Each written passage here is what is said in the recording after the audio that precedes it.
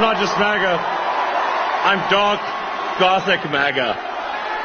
USA! USA! USA! USA! USA! Wah! Do not come. I'm gonna come. You think you just fell out of a coconut tree? Welcome to the show, ladies and gentlemen.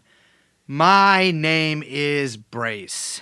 I'm Liz. We are, of course, joined by... Producer Young Chomsky. And this is TrueAnon. Hello. Hello. We are... It is 7 days from the election. 7 days. 1 week to the election. 1 week. Unless you voted early, in which case the election is done for you. The election is still next week. But, you know, newsflash, they don't count those ballots. They don't count those ballots. So you wasted your vote. No. I mean, those ballots do get counted. They just get counted by Kamala's campaign staff, who throws the ones that vote for Trump in the trash. Yes. Kamala's campaign comrades. I cannot wait until this election and country is over. Well, it does feel like it's headed that way. I am so filled with hatred right now. For the election cycle? No. I Well, do. yeah. Before we get into the episode today, I just want to say, because all of you listeners are so ungrateful all the time, Brace and I have attended way more campaign events than we intended to attend. I didn't even vote for president. We're non-voters. I'm an undecided voter. I haven't decided whether to vote for president yet. Yeah, or not. well, that's an important But I decision. don't think I've voted for a president since Obama 2008. Yeah. So I just want to say, first of all, you're welcome. And second of all, no thank you. I don't ever want to do this again. No. I said that at the DNC. I'm going to say we went it. to the DNC. That was a tough one. And I thought that was going to be the worst of it. And then Trump announces that he is doing the rally to end all rallies at Madison Square Garden. Madison Square Now, Garden.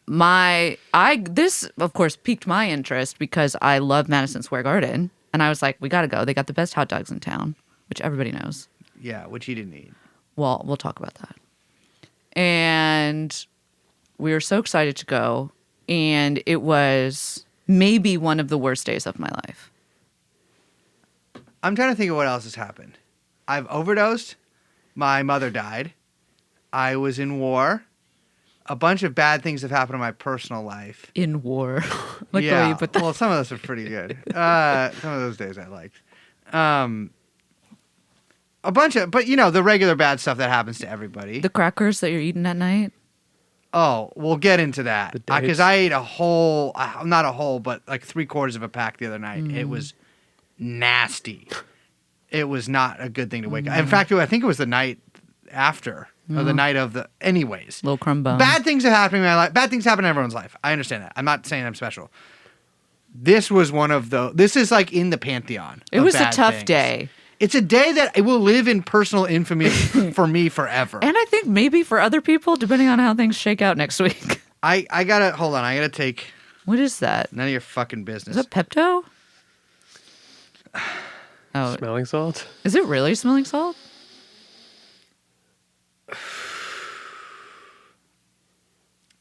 I'm ready to talk about this. Do What does that do? you want to try it? No. Why Gets not? you ready for They're a- actually they've I'm kind of like, non-toxic. they're non-toxic, yeah. I don't know about that. But they've kind of lost their luster. This is 5 alarm smelling salts. Unleash explosive energy, instant effects, get focused. What does it do? Does it... It wakes you up a little bit. You take them for working out? I don't, but before you're going to do like your maximum attempt, like your squat, you sniff that and it gets you fucking in rate, berserker mode. But Really? yeah, I put these in a drawer like a month ago and forgot about them until this morning. It like spikes your adrenaline. Yeah, it makes you feel like it. You should try it. Okay, I'll try it. Just not like, yeah. But is it going to kill brain cells? No. No, it's not like poppers. What is it, though? Ammonia. Don't okay. yeah. Don't think about it. Oh, it smells like when I used to bleach my hair. Yeah, but Yeah. they've mostly worn off. Ooh. Yeah, they've lost a lot of their potency. Yeah, it totally smells like Clairol. You should just buy hair dye. I'm just gonna kind of keep this under my nose. These are straight poppers. No, that's too much. Oh, it lingers. Anyways, When Okay. did we go? We went on Sunday? Sunday. Sunday, At- October 27th. At Madison Square Garden. So let's back up.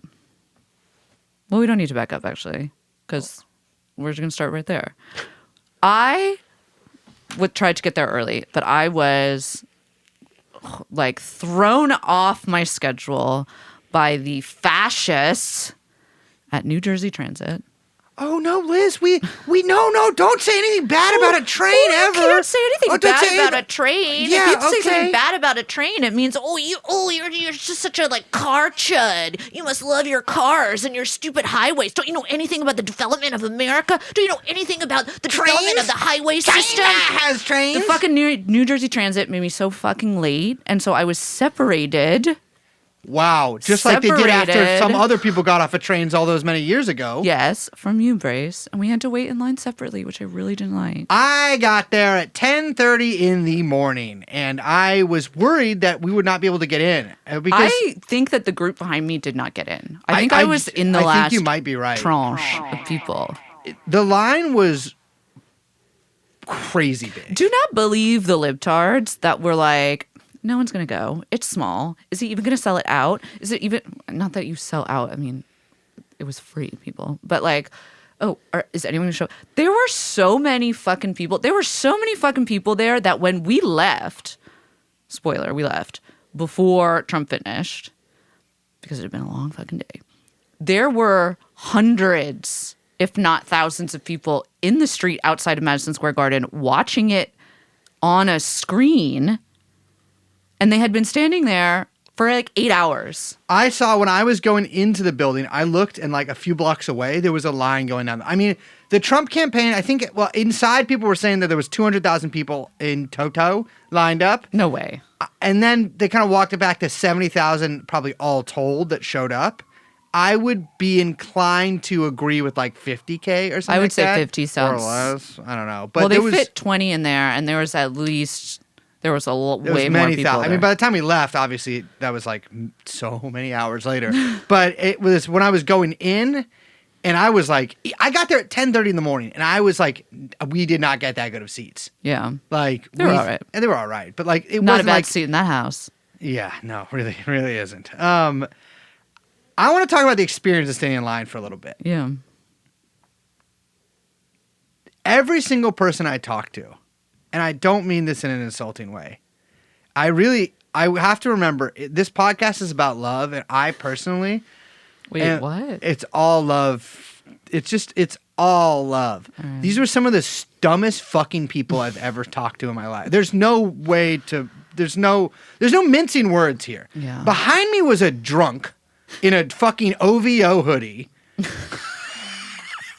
Wearing fucking chef pants and 2 different shoes. Yeah, And he's wasted, drinking from a Sprite bottle, which I don't know if it had Sprite in it, but it's some kind of clear liquid in it. Having the time of his life. We're next to a couple, an interracial couple who, boy, kept talking about him. I get it. I see you guys. And then in front of me was like these, like, you know how like sometimes MAGA people, I fucking hate bikers. I'm sorry. I know this podcast is allied with a few bikers. You guys are fine.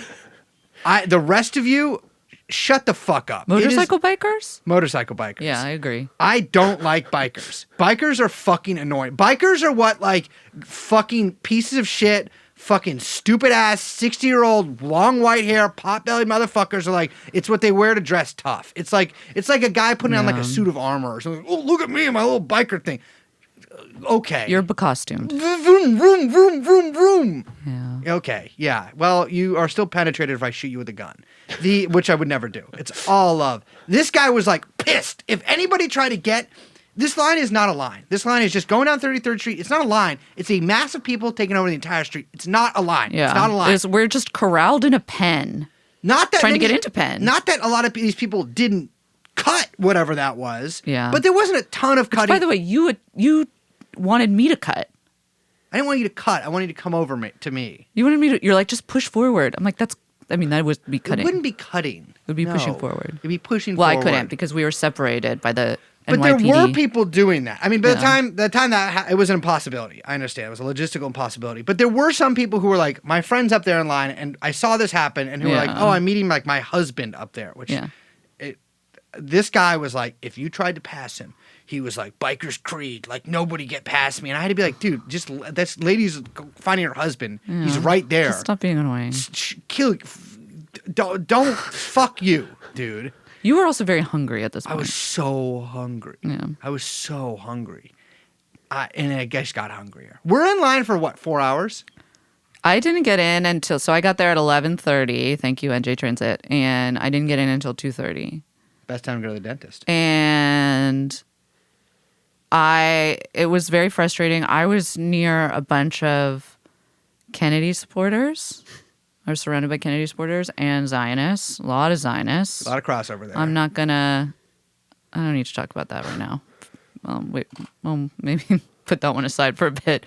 But the Kennedy people were interesting. I peered over a lady's shoulder, not on purpose, but she was of an age where, people start to make their iChat type like crazy big. And I it's always like, look at everybody's phones whenever we're at these things, and I've yet to see a person with normal size text it's on their so phone. big, and I don't even know how you do that. Yeah. But you can do that, and it what was she so big, and so I could see everything she was writing, and she was like, it literally, I mean, I hope I'm not betraying any confidence to this woman that I don't know and didn't even speak to. But she said to her friend, like, I'm uncomfortable around the Trump people. Or no, I'm in a line for a Trump rally, and I'm uncomfortable, but I'm leaning into the uncomfortable. I'm trying to get comfortable with the uncomfortable. That's what she said. And she was there for Kennedy, and she kept talking about seeing Bobby. She called him Bobby. I forgot he spoke. Dude, so many fucking people spoke. Kind of. And by kind of, I mean, it was so many people, but I'm not sure the speaking is what you would call what they did. Yes, yeah. But, whatever. By the time I'm getting like pushed up towards the door, like people are getting a little manic and a little frothy. And I've got a lot of experience in crowds from going to punk shows from a young age. I know how to elbow my way through. I'm always zigzagging through crowds. You see me, you know how I walk through crowds. I'm like a psycho. I go super fast. I'm like snaking through. Yeah, me too. I always am go, like- excuse me. I don't even do that. I'm just like, whoo, whoo, whoo. Yeah. I'm like a psycho. I'm so good at this. And people were fucking pushing into my lower back so hard that I was afraid I was going to trip. And there's all these like metal, like big metal crowd barriers in front of Madison Square Garden, like in front of the entrance that people are running into. And then there is fucking trash that you have not seen everywhere. Everywhere. Like, the amount of trash from people who set up shop at like, I don't know what, 2 o'clock, 1 o'clock in the morning. Yep. That they literally left all trace. All trace was left. And I'm talking all of the chairs they used, all of the garbage that they, like all of their empty chip bags, all of their empty like 7-Eleven cups, all of their empty, like, or not even empty. They left duffel bags. They left sleeping bags. They like literally everything because they could not bring it into Madison Square Garden. They left, and people are tripping over trash. There is like smeared Slurpee on the sidewalk that like old women are tripping on. Like I was thinking, I'm like, oh my God, someone is going to get so fucking hurt here. And there's these metal barriers like cramming everyone into a kind of like, area into a line. It was so, I'm not to be like, it's so unsafe, but I was like, whoa, what's going on? And Astroworld. everyone was like so psycho about getting in. We got to get in. We got to get in. We got to get in. That, I mean, I was getting nervous. I wasn't going to get in. So, talking to people in line around me, not a single person said one normal thing to me the entire time. The drunk fucking guy was just like, I love Trump. He's a narcissist, but he's our just shit. It seems like he was just like repeating stuff that he'd heard like Rogan or something say. The couple near me, I mentioned they were interracial because they kept sort of like alluding to it. Like, isn't that crazy? We're Trump supporters. And they had been pro, like they were like, yeah, like we were Democrats. We marched for BLM. And then in 2020, my husband started listening to conservative radio, and we both started watching Alex Jones all the time. And now we're at a Trump rally. Yeah. And I was like, that's so interesting. There was all these, like everyone told me, every time I talked to somebody, I spent hours in that line. I was in there for 4 hours. I talked to everybody. every single time I talked to somebody, they just said something. I was like, oh, you're like a fucking idiot. Like you're just telling me like I don't know. Like I'm like I don't care. People believe all sorts of things. I was just like, but people were telling me the craziest fucking shit. I was telling you guys this earlier, but this like 50-year-old Indian dude behind me points up to like the police sniper on the building is like, yeah, that's just for show. Like when they shot Thomas Crooks, like they shot him in the mouth and then burned his body so he couldn't be identified as like a Democrat. And I'm like, what? And I was like, I realized I don't think that happened. I mean, he was probably cremated, you know? Right, but that's very different than they burned the body. Well, there's a technically, different connotation. it's correct, but that's not Technically. what is meant. How would that prevent them from knowing he was a Democrat? I mean, Well, it's the teeth. The implication, I know the teeth. It's like they had to do dental imprints or whatever. I don't know, but this is what I'm saying. It was like everyone told me something stupid because I was just like, so what do you mean? Like I was like, so what? Like what? I just like say what you mean. Like, okay, they shot him in the mouth and burned his body. Nobody says what they mean. They just insinuate and they go, huh? That's what I'm saying. By everyone said this fucking dumbest shit to me. Everyone's a nudicer. They're all nudicing. Like, oh, did you notice this? Okay, well then tell me in your own words, or fuck it, use anybody else's words. Tell me what your conclusion is then. Yeah. You can't. You Yeah. can't. It was because it was all it was, insinuations and nods and winks. God damn. And this one fucking guy in a combo America Israel hat, which I saw many. Oh my God, of. so many. So many. And of. in yarmulke form.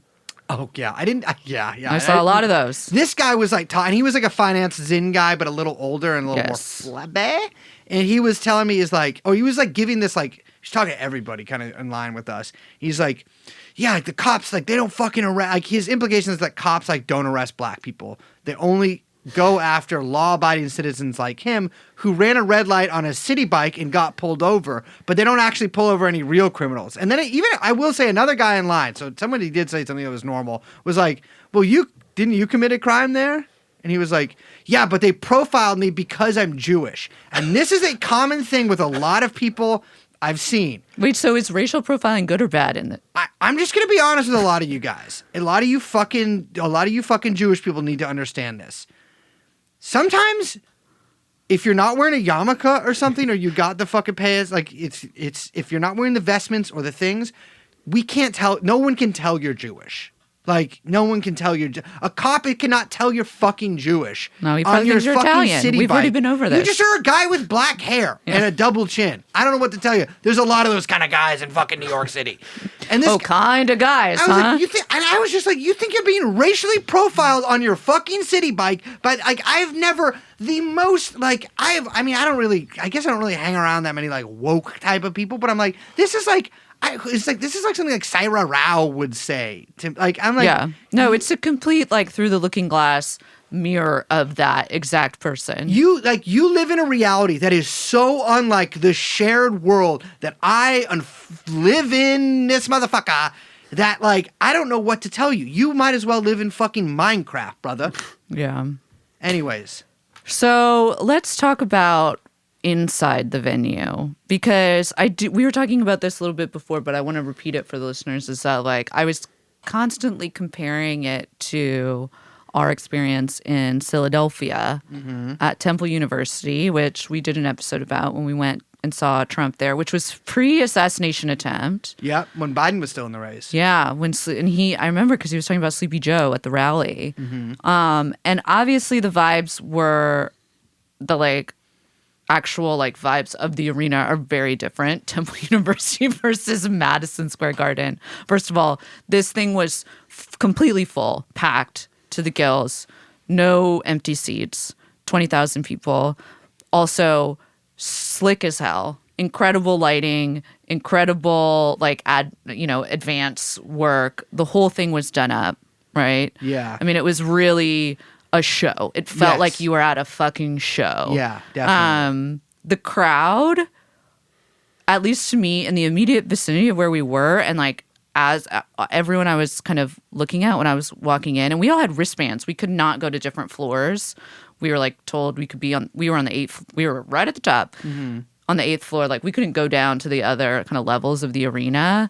It was not the kind of like slack-jawed Q droolers that we as charming as we found some of them to be in Philadelphia, that was not the like main type of attendee that I saw. Like what stuck out to me was the sheer amount. I mean, I know we're in New York, we're in New York City, but there was a lot of like young, mustachioed, Zin-maxing NYU kids. Yeah. There were a lot of extremely slick looking, either trying to get an internship at or already working at Jane Street suit guys. Yeah. There were people like ready to march in a certain way. I'll put it that way. And the kind of like libtarded hysteria about this being fascist as hell, like it was fascist as hell. Yeah, I would say that was definitely that's a good description of it. Yeah. It was fucking fascist. Like it was behind us particularly. So it was like we were sitting in. I've never been to Madison Square Garden. I don't go to a lot of arenas. We gotta go see the Knicks, baby. Who? not doing so well. There was like we were kind of crammed. The seats were a little more crammed than I thought they were going to be. Wow, they really pack in there. pack Also, in. we were in the cheap seats. We were in the cheap seats, but it was like so. Thomas Morton came with us, and so it was like Thomas, me, Liz, and then behind us there was like 7 or 8 of these like college kids with like Zen ass college kids behind us who were like, it was tough because they were fucking annoying as shit. But like, like they were just like really excited for everything. Like, let's go, whatever. Like that kind of like exhortations. But I remember Vivek Ramaswamy comes out and he's like saying like LGBTQ, like he's like saying like, oh, you can be gay, but like, or whatever, not too gay. I don't know really what he was saying. I was toning out, but he was like saying something like positive about the LGBTs, or probably not the T's, probably the LGBs. And they were like, fuck that, that's fucking degenerate. Like it was like group chat life guys who were like doing their group chat in real life. Yeah, and which is really similar to the language that was coming out of all of the speakers. Yeah, and we'll talk about sure. that. There was also, I mean, we can go through some of the people that spoke, but the amount of the like WrestleMania vibes. Yeah. I know we're at Madison Square. You know Hulk Hogan came out. You know that, Linda McMahon is like co-chair of Trump's transition team. Yeah, like Trump himself is a big WrestleMania guy. Like there's so much that's been written about that as a kind of, I don't know, a way to understand or view a lot of the theatrics of the campaign.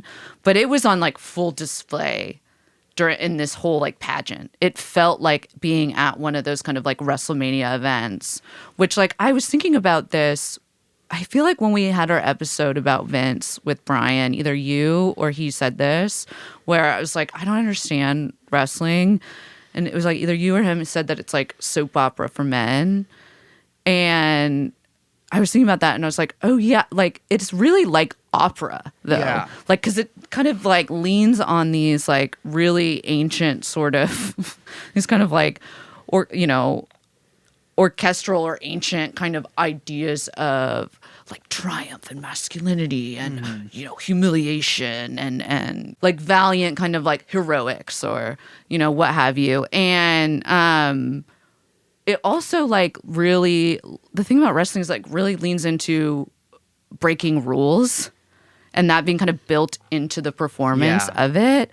And some of that being like the rules of the like, people call it a sport or whatever, like the actual like rules of the game. But really it's like the narrative rules or the rules of the characters or the rules of like who's bad, who's good, or who's the audience, who's the performer, like all of those things. And all of that was like showcased at this rally and obviously like throughout Trump's entire political career. But I feel like something about the breaking the rules as part of the like success and performance and what people love about wrestling is so much of what also fuels like Trump's campaign. Yeah, and I'll say like this is kind of what I was going with when I was talking about the people in line that I was talking to. And I've just noticed, I mean, I've talked to a billion MAGA people over the years, but like I've noticed like the one thing is, with like the intimations and like the sort of innuendo and like the like hint or like dipping a toe in like the transgression, that to me is like it's very similar because like, first of all, it's all done in a uniform way. They all believe the same fucking crazy bullshit. Like they all have the same like 4 conspiracy theories or the same whatever. But like there's this certain like it's like almost like a juvenile glee in breaking taboos, but not like fully, but like kind of breaking the taboos. And like obviously that's a lot of the appeal of Trump, right? Like he is, is so, that's what people like about him. He's like he's not a politician. Like he says what's on his mind. Like, he's honest and he's real. And he's willing to like break the taboos and actually and speak. And there's like it reads as very valiant, right? Because like he is doing, this is something that like basically no politicians do. Right. I mean, Tucker like said that too, basically in his speech. He was like, there's a moment where he's like, oh, isn't it so exciting now? I mean, and Tucker was also like hysterical. I don't know if you got it. Was like a crazy performance. I don't mean to say I don't mean anything by this, but like for a guy whose like whole thing is like masculine, it's interesting because his energy really reads, and I sound like such a fucking woo-woo saying this. His energy reads to me very similar to Kamala's. Like the like hysterical laughing, the register. Yeah, the register's pretty high up there. The register. It was a female register. Let's just be honest. He's talking in his speech. He was like, "Isn't it like so liberating?" Yeah. I think that was even the word. I don't know if it was something like that. But it was like it's so liberating to finally be able to say what we think, and we don't have to pretend anymore, and we can just say what everybody knows to be true. Yeah, and we can just say. I mean, which is just. Yeah. There's a lot to unpack there.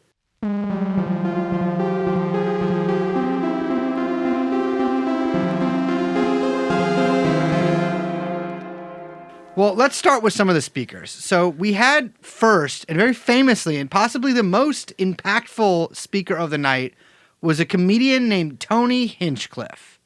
Now, I had never heard of him. I walked in when he was on there, and I was like, Brace, who the fuck is this? Tony Hinchcliffe. Who is this guy? He is the host of Kill Tony, and he is like, so you know about like the Austin comedy thing? Not really, but vaguely because I have some friends who are friends with some people. So Liz is talking about this. Liz hangs out with Liz writes for Shane Gillis's Netflix show as a side gig. So the Austin, once like Rogan moved there, kind of became, because Rogan's like a big stand-up guy, even though I think he's probably one of the worst stand-up comedians. No, that's not true. Most stand-up comedians are the worst stand-up comedian you've ever seen. Yeah, we got stand-up comedy is really. I don't know if it's going to make it past this election. It needs to be cold. And I'm just saying, like when the Belden regime comes, like that's one of the many lists that my security services will drop, and one of the many cultural institutions that we will immediately shut down with violent force. Regardless. Tony Hinchcliffe is one of these like guys that kind of moved to Texas, sort of trailing Rogan. He might have been there around the same time. I think he might have been an early adopter, but to Austin, and has this thing called Kill Tony, which I haven't really seen that. I know I've seen it before, but it's like they do like this big live show where they have like people essentially come up and do like open mics, and they do comedy, and he roasts them. So he's like a roast comic. The thing is, like the kind of famous thing about him is that he himself is a bad stand-up comedian. Like, he's like an insult comic, but like he can insult somebody if somebody comes up and does a bad stand-up set, he can insult them. Or like they're standing there, they look weird, he can insult them. But like his actual stand-up comedy is really poorly received. Yeah. Even by people who like are generally fans of like this kind of bad Austin brand of stand-up comedy. People don't like him. There's the only journalist in America I like is this guy named Red Bar, and he does a really good. That's a crazy name. Well, it's a great show. But he does it's the only show I watch as of 2 weeks ago. But he is a great dissection of how bad this guy's fucking comedy is. It's fucking bad. And I know in my soul, that this was dumbass fucking Donald Trump Jr. piece of shit fucking loser son. Or Elon. I'm sorry. Eric is way better.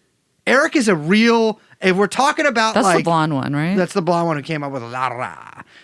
Oh yeah. Eric is also a moron, but like Donald Trump Jr.'s fucking goofy fucking face. Oh my God. He's the Bitcoin guy. He's the one behind all the Bitcoin stuff. He is just like every like lame ass thing that you could be into he's into it. Yeah. He sucks. If that was my son, I would get one of those Democrat style afterbirth abortions. He is not good. I know that he was like, we got to get fucking Hinchcliffe down. He's really fucking funny. Hinchcliffe came out and he's talking about, he gives this like sub-Rickles routine of like, there's a trash island. I think everyone saw the clip, but maybe we can play it. A lot going on. Like, I don't know if you guys know this, but there's literally a floating island of garbage in the middle of the ocean right now. Yeah. I think it's called Puerto Rico. Okay. All right. Okay. And then he points to a guy in the audience. He's like, he's got a lampshade. I don't know what he's talking about. We can't see the guy. Yeah. And he's like pointing to a guy. He's like, there's a black guy. Like maybe I just hung out with a black guy the other night. We carved watermelons together. And then he says something about Israel Palestine, where it's like they should do rock paper scissors. The Palestinians, they'll pick rocks, and the Jews are all about that paper. And he held the for paper, and it was just his delivery. It was tough. It was tough, and then the crowd was not feeling it. It would not, and it was crazy because I was like, nobody here is happy about this. But I was confused as to how they let this guy on. What's not getting a lot of play is also he made a joke where he's like, I think Travis Kelce is going to be our next O.J. Simpson. Do you remember that? Oh, yeah, he did. Which I don't know. Is he saying that he thinks Travis Kelce is going to like beat the shit out of Taylor Swift? Well, kill Taylor Swift? Well, yeah, but also OJ before he killed. He'd also beat her. Yes. Yeah. Or maybe he's thinking that someone else will kill Taylor Swift and Travis Kelce will get the blame. Yeah. And then it'll be a nationally like televised something like, for car whites chase. to rally around. I don't understand what he was trying to say, but people were like, "What?" Like it was like the hush of the crowd going, "Huh?" The lady in front of me was just Googling Tony Hinchcliffe. I took a photo of it. She was like people were not with that big type on the phone. I gotta say, Hinchcliffe in that audience with those people there. How can your jokes be too racist for a Trump rally? People were like, no, like I don't really like crazy. This. It was like people. There was no even like the young Nazis behind us were like not laughing. Also, this goes to prove your rule, which is if you're funny, you can say anything. You can say anything. Anything. But this guy can. And then the thing that made me be like, this guy is the hack of hacks. This actually galled me. He was like, Hillary Clinton, one of 500 mentions of Hillary Clinton in the night. The first of like 500. He's like, Hillary Clinton said this is a Nazi rally, but I see, and then he's like, I don't know what he says, but he's like, says something to the opposite effect. And then he's like, I do not see any Nazis here. And I'm like, dude, you did a Nazi, like you are. You're shit. That's a hack. Like I don't know what to say. Like that's crazy. I've seen a lot of bullshit in my life, but that was like that. But this is what I'm saying, where it's like all of these people live in such a fucking bubble, which we're gonna talk about that bubble. But they live in such a fucking bubble that they think that like they're like, isn't this so? I'm being so based in my chat. I'm telling all these crazy jokes. Yeah. I'm saying all this insane shit. I'm saying all of these things that people really think secretly, but are too afraid to say because of like the woke mind virus taking over everyone's brain. And then he fucking says it out loud, and everyone's like, "Dude, what?" Yeah, like what? It's literally it's like the cat lady thing or whatever from Vance, which I will say by the way, because I don't think we're gonna talk about Vance, but no charisma.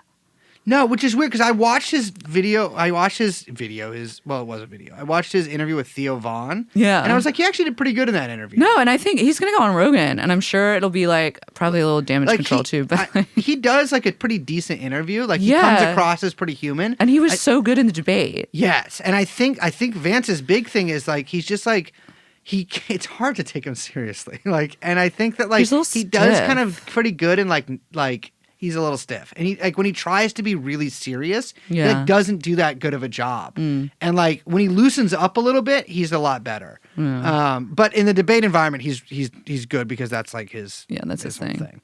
Sorry, but I just wanted to throw that out there. I will say, I spied from my little perch the two white bobs of the couple's goals I have ever seen. Callista and Newt sitting front row the entire time, did not get up to use the bathroom at all because... Could see that swan's neck from a mile away, and we were literally a mile away. Definitely wearing diapers, the both of them. But they were out there. They didn't move. They did not. That's what I'm saying. They did not move. And a man and a woman of that age, who knows what it is, but of that age, which is considerably advanced, they people like that have to pee all the time. Also, they were front row, no one next to them, just sitting there since I walked in. So Yeah, from they were there the 2:30 entire until, time. 7:45 or whatever when we left. I saw him finger her. Okay. But but no, they were just sitting, they were there just clapping Yeah. for like the most useless people that the Trump campaign kept parading out. And there just kept being more and more and more people to the point that like when they were introducing, Trump was supposed to go on at 5. That's what it said. It said 5 o'clock in the email. At 4:30, I was like, fuck it. I can't do it anymore. I got to go eat. I'm getting a hot dog. I'm going to lose my mind. Because I ate a bunch prior, thinking that I could like make it without eating Understandable. crap. But I was like, I need to go eat something. I go out there and at the concession stands, the ladies are like, I'm sorry, we're not. They told us to close it because Trump is going to be speaking in half an hour and they want the whole thing full.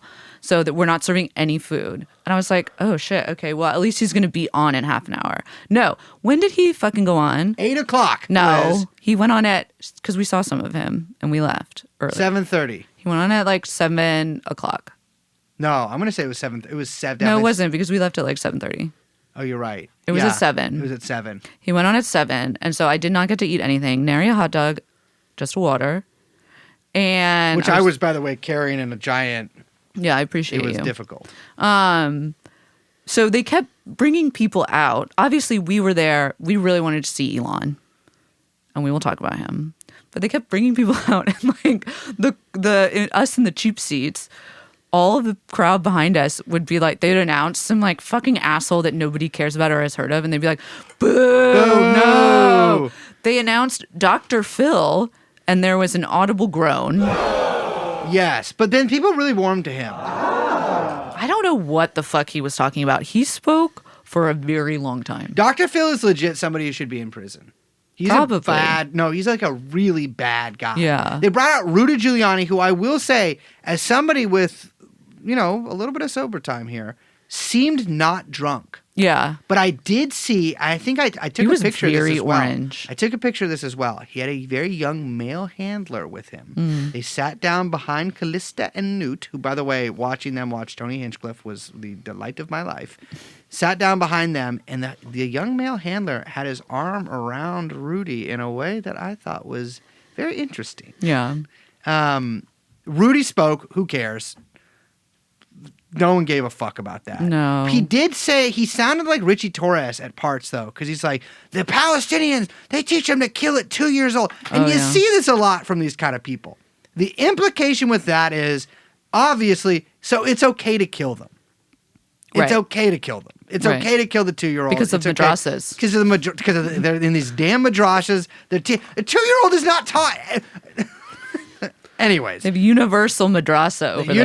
Universal public madrasas over there. The UNRWA staff is teaching them, when Sinwar was on, is teaching them how to fucking kill at 2 years old. And so we should kill these 2-year-olds because that's actually good for... Otherwise they'll kill us. The 2-year-olds will kill us. It sounded precisely like Richie Torres. Murder by baby. Hulk Hogan, I thought, was an interesting person to come out. Yeah. He looks very old. He did this. He did the hunt. I'm going to show it to you guys. I'm going to describe it. Oh, so it's kind of like the old man walk with no walker. Yeah. Where you're hunched over and there's no walker, but it looks like there should be one. Yes. Yeah. He had the hunchback. And his arms, he was very tan, but it had the old man kind of flabbiness, even with his still maintained muscle But also mass. pretty skinny, too. Well, because he's elder. Yeah, but I was watching it and I realized, I was like, JD aside, this is actually a very prominent member of the Teal network that's out here. And then I got to thinking, I was thinking about it last night. So, okay, people know that like Teal basically bankrolled Hogan's lawsuit that took down Gawker because Gawker had outed Peter Thiel as being gay in 2007. Yeah. Peter Thiel hated Gawker. He called them the Manhattan-based terrorist organization, which I think is really funny. And at some point, Hulk Hogan's marriage is falling apart, and his friend, the shock jock Bubba the Love Sponge, lets Hulk Hogan have sex with his wife while Bubba is in his office. Which, none of my business. I'm sorry, but we're going to have to play a little bit of audio. come Not from on. the sex part, but from afterwards, some famous bits of audio here. I just ate too. I feel like a pig. Put my Bubba shirt back on. Crazy. Can't believe I was just eating like a pig 10 minutes ago. I feel like I just got off a fucking roller coaster. I'm out of breath. And I was looking this up, and so like obviously like what I think a lot of people think really happened is like Bubba the Love Sponge, who says that this was caught on his home security system, and the tape was stolen off his desk by somebody who sold it to Gawker. Obviously, Bubba the Love Sponge sold this to Gawker. Yeah, like it's like the craziest. Not But Bubba the Love Sponge. I was watching, and like they're all Florida swingers. But I was watching Bubba talk about it, and this is such a crazy quote. And they're going to say, oh, his best friend, Bubba the Love Sponge, taped Hogan fucking his wife, and then Bubba tried to sell it and do him dirty. There's truth to that. I did let him fuck my wife. And my home surveillance system captivated it, as it captivates everything. That's my only dabbling in the whole thing. The sequence of events that happened thereafter will absolutely blow people's fucking minds when they find out how this all went down. Now, I'm not trying to say, oh, listen, I'm innocent. No, I let my best friend fuck my hot wife. Oh, well, thank God that it was able to captivate all of it. These people, I'm sorry. These people are sick. This is at the beginning of it. He's like, I'm going to go hang out in the office. You fuck my wife in here. I'm just like, these are for sure upside down pineapple Brian Quimby style swingers. I don't want to know anything about any of this. But yeah, I was just thinking that whole time. I was like, damn, dude, I've seen this dude get a blowjob. So I have a question. Uh-huh. Which maybe I should actually hold my question until we get to Elon, because it has to do with, I want to ask you some race science questions about South Africans. Okay, we'll talk about that with Elon. But I'll talk about that with Elon. Just think about T.O. We had we had Tucker up there, sucked. Tucker, yeah, I'd never seen him before. He really woke everybody up, I would say. Yeah, there was a the program was considerably too long, even for the like very receptive people in the audience. Dana White came out. People were not happy about that was though. When it started the groaning. People Yeah. were really like started chanting Elon or we want Trump. Yeah. And then they announced Howard Lutnick. And the audible groans and fuck yous that were People being were just yelling, "Fuck you!" I have never heard anything like this. This was like, seriously, this was like a revolt in the people were, because this was like Howard Lutnick got like star billing. He went up before Elon, Yes. who went up before Trump. Yeah, before and so, Melania. Like, Lutnick is after, before Melania. Lutnick is after fucking like all of the crowd. Stephen Miller, like, you know, Oh fucking God, I forgot Tucker about Carlson. Stephen Miller. I know, that I was could a not fucking- believe we saw Stephen Miller. I was like, holy that shit. little cocksucker is a fucking Nazi. Yeah, right there. he looked like the Slender Man. He does. I don't like him. Yeah. Physiognomy doesn't lie, is that what the right-wing people say? And let me tell you, whew, that thing's telling the truth. So Howard Lutnick, I just want to real quick mention this guy because, so he's the CEO of Cantor Fitzgerald, which is an investment firm. He's also co-chair of Trump's transition team. Trump's transitioning? Yeah, along with Linda McMahon, who we mentioned, Vince McMahon's wife. So he told Elon on stage, he's like, oh my God, it was so disgusting because this is like, I don't know, how old do you think Howard Lutnick is? In his 60s? 70s? 70s maybe? And Yeah. he is like ingratiating himself to Elon Musk. It was just like kind of a really He called him the greatest pathetic, capitalist in the history or something like the that? greatest capitalist in the world or in the Yeah. history of the world. Something crazy like that. But he's like, I'm going to co-found Dodge with you. And Elon's like, and he's like, the Department of Government Efficiency. Oh, So like he it's- mispronounced it? No,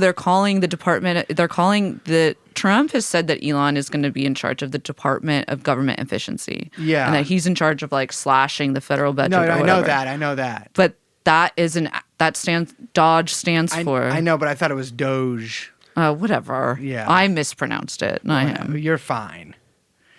So, but it's important to talk about him for a second because, Politico speculates that he is on the short list or might be tapped for Trump's Treasury Secretary as well. And he's up there. He's telling this like weepy story about 9/11. That's something that I think people might know if they've heard of Cantor Fitzgerald and they're not like 10 years old or whatever.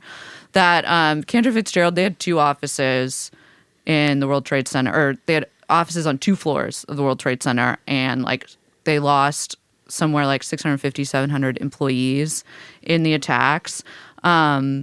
The day after, a lot of people don't know this, the day after 9/11, though, he, meaning Howard Lutnick, suspended paychecks to everyone who was missing from his firm, which a lot of the families were upset about because they didn't know their loved one. They assumed that meant their loved ones were dead.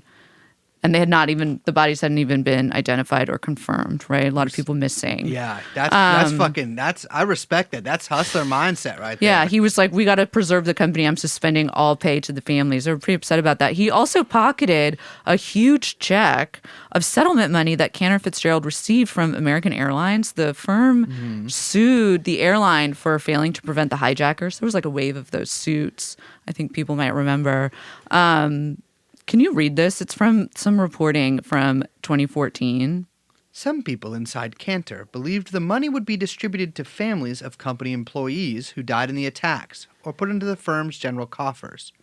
But during a conference call in March, Lutnick told senior executives the bulk of the money would be distributed among the firm's partners, according to one person on the call. Further, the person said each partner would receive $2 for each partnership unit. So you might guess this, but Howard Lutnick is naturally the firm's largest shareholder. So there's speculation that he took anywhere between $15 million and $25 million in that settlement. And apparently, like, Cantor never promised the family victims, like, a portion of the money, but they absolutely could have given it to them. And there was a piece from The Intercept that, like, interviewed widows of 2 Cantor employees that were killed on 9/11, and this is what they had to say. It's a little shocking. Howard always made it sound like he was always going to take care of us and was doing everything in our best interest, and now learning about this doesn't feel like that anymore. I mean, I'm just trying to paint a picture of who this guy is, but the thing I really want to flag about him, because this actually, pertains to maybe a little bit of our interests as well, is that Cantor Fitzgerald is one of the guarantors of Tether's reserves. Do you remember Tether? I do. We've done an episode on Tether. Yeah, I'm going to actually we're going to link to it, if I remember, in the show notes, because it was a while ago. And Tether is still in the news, by the way, as evidenced by this. But Tether, for if you don't know, it's one of the most important firms in the entire crypto ecosystem. It is a stable coin, which means that it's quote unquote pegged to the dollar 1-to-1. It's kind of like the crypto ecosystem substitute for the dollar. It's the most traded cryptocurrency, like as much as 190 billion in Tether moves every day. It's a financing tool. There's a huge scandal because a lot of crypto watchers, including ourselves, believe that its reserves, AKA, it says that it's pegged to the dollar, so it needs to have as many dollars as Tethers that it issues, right, for it to be 1-to-1. There's a lot of people that don't believe that those reserves exist. So there's a great headline from Bloomberg earlier this year, which was Tether's reserves do exist, Cantor Fitzgerald CEO says. And Howard Lutnick then says, I hold their treasuries. They have a lot of treasuries. I'm a big fan of Tethers. So there's a lot of questions, like I said, about the reality of Tether's reserves. It's a really weird story that I just want to pinpoint for people listening, and maybe for some more people to look into, which was that earlier this year in July, Lutnick announced that Cantor Fitzgerald was opening a Bitcoin financing wing of like the firm. And they said this at one of the big Bitcoin conferences. I don't know which one. And they were like, we're going to start offering leverage to Bitcoin investors. And they said they're going to launch with $2 billion in lending. And they said, and this was like from the release, that it would require them to partner with select Bitcoin custodians. And people reached out, but I don't think there's been any answer on who they were partnering with to make that happen. And Protos, which is like an crypto investigative outlet, they noted that according to Tether's most recent attestation, its secured lending business has grown by 1.9 billion in like the past year or since its previous attestation, meaning that both Cantor and Tether have grown their secured lending business by basically identical amounts, which is very strange. And yet nothing has been made or announced about any kind of partnership, even though Cantor is the one guaranteeing Tether's reserves. You know where I'm going with this. I know where you're going with this, yeah. There's some funny business happening here. Absolutely. I mean, look, Tether is still currently, and again currently, under investigation by the SDNY for money laundering. The Treasury Department is also considering sanctions because of a bunch of questions about business that they've done with like cartels in Mexico and helping firms circumvent sanctions on Russia. DOJ started investigating Tether years and years ago. We talk about that in the episode. They were looking into bank fraud, forgery, money laundering, you name it. Bitfinex paid out like $18.5 million to settle those claims. And the CFTC has fined Tether for lying about its reserves. But like this is a whole new investigation that was just announced. So it's like it is one of the most like black hole corrupt arms in crypto, which is saying a lot. And it should be noted that like Trump has said and specifically gone after Bitcoin people as like a huge like A voting bloc. constituency, No, like, absolutely. he's like he's all in on crypto. He's all in on crypto. He's like, we're making America the crypto capital, whatever He's that fucking means. making a fucking he's making a fucking shit coin. He has one. And they're like, oh, it's pumping by like 20%. That means he's going to win. It's like, no, bitch. That this is a fucking, what are you doing? Yeah. You're Should so we get dumb. on that, you think? I hate this election. It's crazy. I mean, this is to pause for a second here. I am so filled with hate right now. And I'm a guy who is like, they call me Brother Love. Brother the Love Brother race. the Love. They call me Belden the Love Sponge. But you know what I mean. I'm like Mr. Like I see anybody with a gun in any circumstances. I see a holstered NYPD service pistol. I go down on my hands and knees like I'm about to suck the dude's dick, and I fucking put a daisy in the barrel of that motherfucker. I am Mr. Peace, Love, and understanding. You're handing that Pepsi out left and right. Am I handing it? Yeah, absolutely I am, and I'm kissing that beautiful woman from the ad. The thing that I dislike that right now is everybody involved in the business of governing this fucking country. Like, we haven't been to any. Well, I guess we did go to a Kamala thing with the DNC, but like we haven't been. That was a lot. That was a lot. The thing about the Democrats is that you really got to take in all of the fan base to really like get the horror of the whole thing. Yeah, you really do. I'm just like, these people are fucking sick. Like, all of this, like, this is a sick country that is governed by sick people that does sick things. Yeah. I am so sick of these fucking people. I'm sick because of this.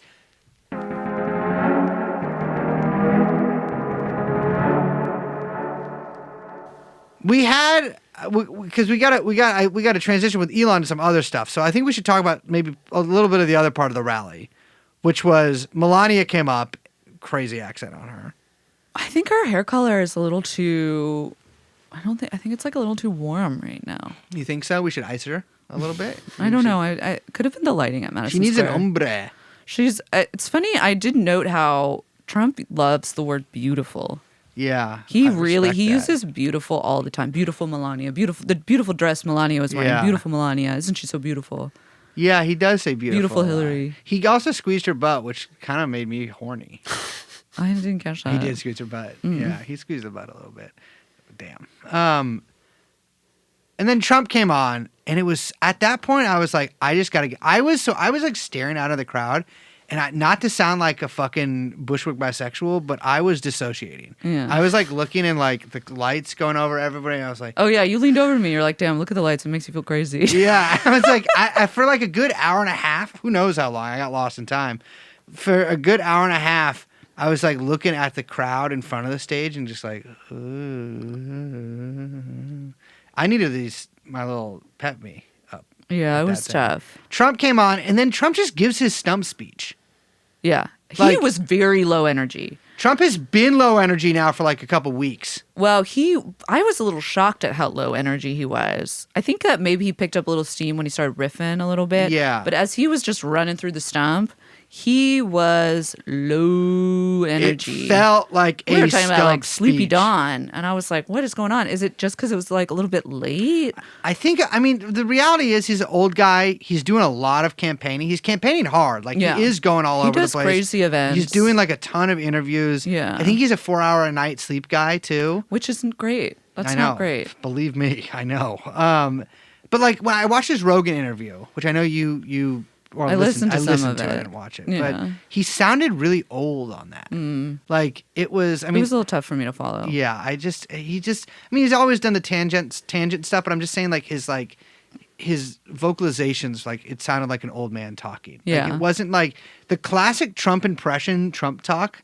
It's like he actually doesn't really talk like. I mean, he talks in that manner still, but his actual voice, it has the like it whistles with the winds of time. I said, Vladimir, you're not going in. I thought that he was a little bit, I don't know if it was like sleepy or I'm doing a little bit of body language expert science, race science. Body keeps a score. But I'm wondering, he seemed mad to me.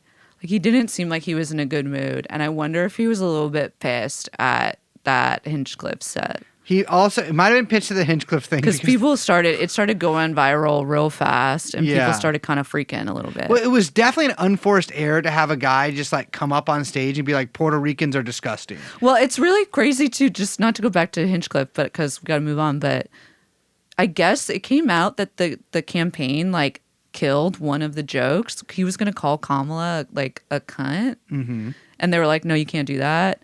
And it's like, wait, but did you guys see the rest of it? And you saw that was okay. Like you cleared everything else. It's funny because like your ground game team, Elon, just put out an ad calling Kamala, I'm not even gonna say it That's because right. it doesn't feel like, you know what? That's not Because your it word. feels bad to say. You're not British. I know, or Australian. No, first of all, if you're Australian, do not talk. Yeah, but they be saying that. That's But like the I people don't- that really say that. I don't think they should be saying anything. That's so true. I don't. Yeah. No, Yeah. I don't want to hear But anything if about Hinchcliffe Australia. had done that in an Australian accent, that would have been crazy. But yeah, one imagines that like he's like my stupid fucking son Don Jr. got one of his stupid fucking comedian friends up here to be like Puerto Ricans are disgusting, blacks love watermelons, like the Jews love money. It's like, okay, bro, you're gonna like I get it, but like you are supposed to be president in like a week, you know.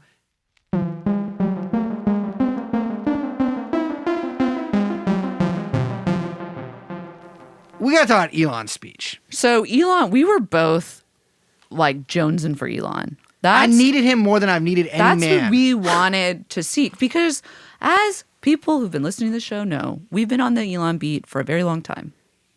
We've been tracking this motherfucker for longer than some of you have been alive. listening to the podcast. But so we were very excited. I was more excited to see Elon than I was Trump because I was like, I've seen Trump. I've seen Trump. I've seen Trump. I was like, maybe they'll bring out someone crazy. Nah, no But one. Hogan? I don't give a fuck about Hogan. But I feel like a pig. But Elon, I was excited for. This motherfucker, first of all, on drugs, Oh yeah. comes skipping out and then cowers and gives a like, I shit you, 90-second speech. He must have said 20 sentences all told. I've watched a lot of Elon's America PAC speeches recently. One of the worst public speakers that I've ever encountered in my life. And I'm counting like middle school, you gotta go up and like do an oral exam pause in front of the fucking class. And not because of his accent and not, I don't want to hear it, not because of his autism. I don't want to, yeah, probably you know what? something Let's with it. set it aside. Okay. Not interested in talking about it. He cannot speak publicly. Yeah, because I'm like, yeah. Because I've seen that show with the doctor who's autistic, and that guy just talks. You know what I'm saying? If he could do that, he would not. Anyways, he comes out, he does his little fucking moves. The way that he chants USA, which we played at the beginning of this episode, I have never heard anything like that in my life. This is somebody who is... I was thinking about this earlier today on the walk over here. He's human. He is human, for sure. But it's like a kind of human that I don't think... Nope, can't really... Let's move on. I don't like his vibe. And this is an antisocial personality that one can just immediately grasp. And to be in an arena full of people yelling, Elon, Elon. I was like, do we live on the same fucking like world? I know. Like, I guess, I mean, my thing is I probably have some of that stupid like fucking like, oh, I don't really like anything that much. Because I was thinking when people were like, they camped outside for Trump. I'm like, what would I camp out for in fucking Manhattan for? And the answer is basically nothing. Yeah. Maybe like 69 stones, 70 stones. But sorry, it took me a second. The Rolling Stones if it was 1970. Yeah, I was like, damn, that's a lot of rocks. Or Thin Lizzy when they had 2 guitarists. But like, I don't... No, it has to be something that exists in the real world. That did exist in Not the real did, world. Does. Have you seen Interstellar? That's all happening right now at the same time. And I love it. So that's the strongest element. But no, I don't think of anything. I can't think of anything that right now I would camp out on the sidewalk for. You're saying you don't belong to a fandom. I don't. And it's seeing people in the Elon fandom, which I'm in a rival fandom, honestly. I'm in the TrueAnon fandom. We're rivals. We're rivals. And I was so taken aback by it. His speech was nothing. He said nothing. In all of his speeches, he says nothing. He stumbles over his words. And the people justify it by saying, A, he's autistic, which like, okay. This is like the same reason, like, oh, don't make fun of furries. Like, okay, we'll get some comments about that. But it's like, okay, but that's not why he's doing this. Oh, they'll say like, oh no, he's so smart. This is something I see that people say. Yes. He's so smart that his brain moves too quickly. And that that's why he interrupts himself, is because his thoughts just leapfrog over each other. Yeah, it's not the drugs. It's his thoughts. I'm sorry. If this guy was like solving complex math equations in his mind and like blurting out numbers like fucking Rain Man, which I've never seen, but I assume I know what happens because, it's been in the culture long enough. If he's like doing Rain Man shit where he's like 47, 94, the Fibonacci or whatever. I'm like, okay, I get that. But he's like saying there's so much immigration. And these people are coming. And these people are I'm sorry. So his brain is moving so fast, and he just talks like a guy who's like who's on Tony Hinchcliffe's show doing an impression of Rush Limbaugh. He is fucking stupid. I've never actually heard him say something that I was like, wow, how smart. That's the thing I really don't understand about the Elon fandom. Like, I've never heard Elon Musk say something. I'm like, damn, what a thinker. What a thinker. Because we live in fucking Reddit nation. We do live in a fucking Reddit nation. And Reddit has no, it takes both wings to fly that Reddit bird. Yeah. He is left and right Reddit. And he switched. He is fucking Rick and Morty to me. He is nothing. He is, I look down on this person. And his speech sucked. Well, let's talk a little bit about Elon, because he, like the most annoying person at any party, he is inserting himself into every national conversation about the election. It's funny, like Elon prior to this election season was not really known to be very involved in politics as such. He loves begging the federal government and state government for money, but he's not like ever been out and out like trying to influence candidates or being Mr. Politics or being out in the arena doing things. No, he's not really doing that. His whole thing, he's probably posted this 10 million times, but his whole thing is like, that like fucking stupid political cartoon where it's like how it used to be. It's like centrist guy, right-wing guy, left-wing guy, and the centrist guy is like in the center. And then it's like how politics are now. And the left-wing guy is like moved way further left. And now the center is like, and the right has stayed there. So the center is closer to the right. Mm. His whole thing is that like he's a centrist, but the left has gone crazy. Yeah. And the right, which I'm not part of, I'm a centrist, has stayed there. And they seem like the more sane thing. Like his whole thing. And this is such a fucking, Reddit as an insult is now Reddit somehow. Yeah, so I like know. I can't say that, but this is Well, I already said genuinely. it. I'm not even saying this in an insulting way. This is literally like the Reddit ideology is like I'm a rational centrist guy who's like I like things from both sides Yes. and like I take a little bit of this, I take a little bit of that, I take a little bit of this. And that's his whole thing. But he's been a Republican for years. Well, so it came out that, I mean, he had previously given like $50 million to ad campaigns attacking Democrats in the 2022 midterm. So it's like that, it was like in that season that he kind of like started finally giving money to politicians all over the place. In 2023, he started openly supporting Ron DeSantis, R.I.P. Crazy. He gave him like $10 million, which is like really funny. But what he's doing for Trump this go around is like on a whole nother level. And it's not just him like de facto moving to Pennsylvania or whatever and being like, I'm going to run the Get Out the Vote campaign for Trump, which is fucking crazy. Or doing all of these rallies or the lottery, which we're going to talk about. But it's like he has turned X, the Everything app, into basically an informal organ of the campaign, of the Trump campaign. Absolutely, without a doubt, yes. Which, like, I will say, not to whatever, but it is. I am curious if there are legal minds out there. I'm really curious if there is, if he were to boost tweets from Trump surrogates, would that be considered a campaign contribution In kind. as in-kind advertising? I bet. I mean, I guarantee you, it's not like Elon's too stupid to run stuff like that by lawyers. Yeah, totally. But like, I bet because like Dan Bongino or whatever. I mean, I don't think he works for the Trump forgot about campaign. him. I know. But like, so like Can you say his name again? Dan Bongino. I wanna sit with Dan Bongino. So I use I like like when you say that. like Twitter. I don't follow. I just have the TrueAnon account. I don't follow. I don't use it. My intern uses it. Yeah. Unpaid, and not only unpaid, but my intern who I beat viciously with a cane does yeah. it.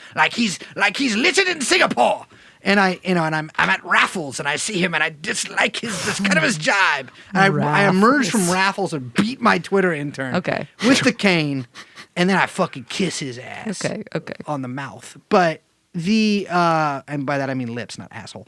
The Twitter like so I just see the For You page. It's like it's just like the like algorithm.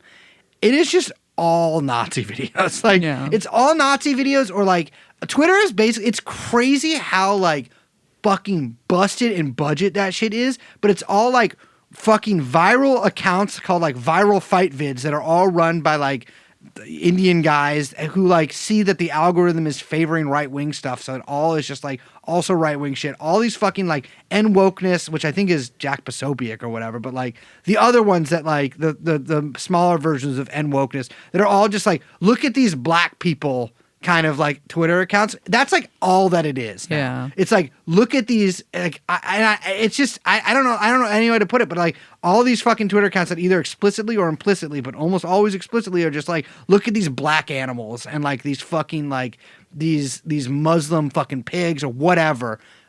Video after video after video after video after fucking video after fucking video. And I like click on this shit.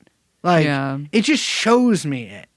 It's crazy because I think that it's funny. I was thinking about this and I was, I'm always like, and I've said this for a really long time where I'm like, Twitter is real life. Twitter is real life. Cause it was like, it's a way to push back on people from saying like, Twitter is not real life and trying to say that like the social behaviors that are exhibited, honed, manipulated, perfected, whatever online have no, like it's a way of kind of like disabusing any kind of like responsibility for social behavior. Absolutely, or like it is, yeah. or even just taking account of it as actual like social interactions, right? And so I that's important. That's always been important for me to kind of push back on and be like, no, Twitter is real life. And also that stuff, like whatever happens online on these networks leaks to the outside. We know that, right? And there is no kind of, so there's always a way to kind of push that there wasn't that big of a distinction. And I think that it's almost like what you're seeing from Elon is like he's trying to like push that thesis to its limit. Mm-hmm.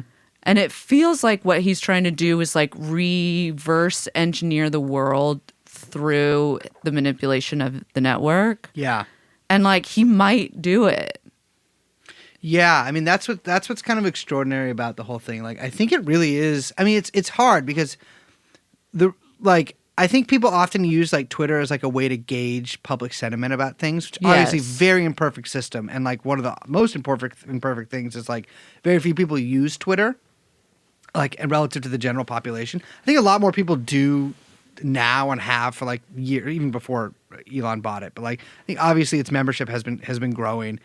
Now it's like more difficult because like under any big tweet, it's just like 500 guys, like Indian guys with like ChatGPT responses of like 4 different things underneath it, which has somehow replaced all the porn bots. But like, it really is like, I think in some part, like it does just make you think. It's like the same way that like a lot of people who say like Twitter isn't real life, really what they're saying is like my antisocial like activities on this website are not a reflection of who I am as a person. Right. And like one of the reasons I really stopped using Twitter is because like actually the effective ways to use it is fundamentally antisocial. Like if you want to like get a big Twitter, if you want to do whatever, it is like pretty antisocial. And like I realized that I actually really didn't like the way that it made me feel. And like looking like the only like the enjoyment I got from using it was being mean to people I didn't like and looking at things that made me mad. And I was like, damn, that actually, why am I waking up and like one of the first things I do as I'm making coffee is I like, let's look at the website that pisses me off, you know? And like, let me go find something that pisses me off. And now that's just all like, but that was because I that's how I use Twitter. That's how a lot of people use Twitter. But now it's like, I don't know if you can really use it any other way. Yeah. Like, especially with the monetization thing, like, what's monetized and like what gets like favor, and he also like pays right wing people more.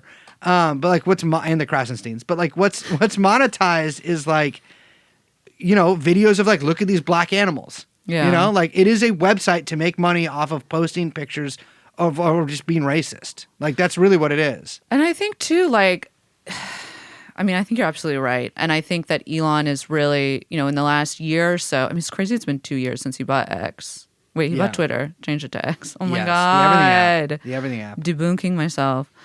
I think that Elon, you know, he's really like pushing the buttons on this thing and like pushing it to its limits to see what he can achieve for the election, obviously. And he has a lot, there's a lot of reasons why he personally is invested in this election that I want to talk about. But I think there's like 2 things that he is kind of doing here.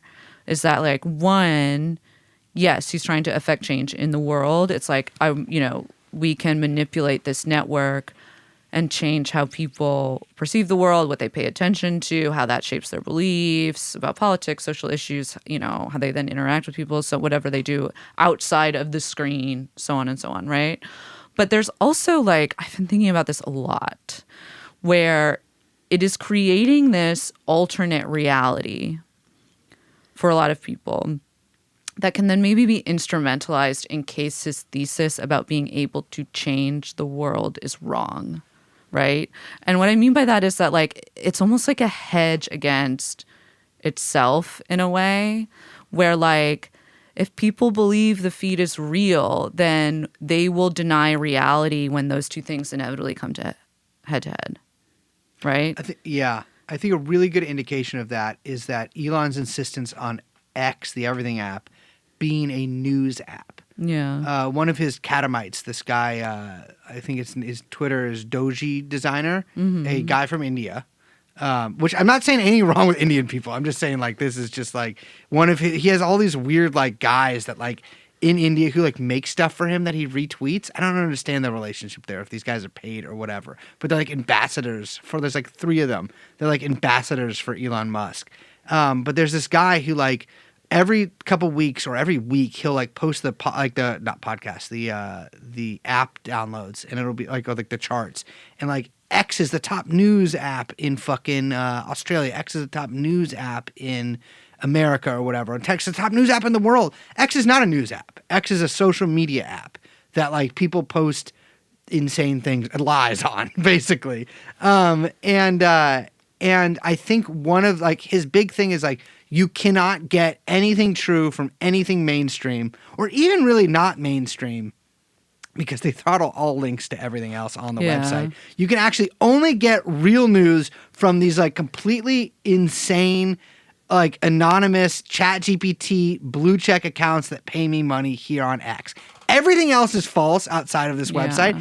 On this website, everything is true because community notes will tell you if it's not true. Or not even. Like, I've been following this for months, and therefore I know it's true. Like, I think that it's like, if what happens if and when, who knows, things go differently from what people expect, this goes either way, but it's really fucking blatant on the right and what Elon is trying to engineer. So he's basically trying to social engineer this situation where you've got an army and an infrastructure with incontrovertible proof of their rightness that they can say, well, we're going to talk about this next episode, so I don't want to get into it too much, but it's like, oh, but all the markets had him at 60%. Yes. No, but all of these polls had it here, or all of this was going to happen. I've been following this for so long, and all of these people have been telling me this, and I've been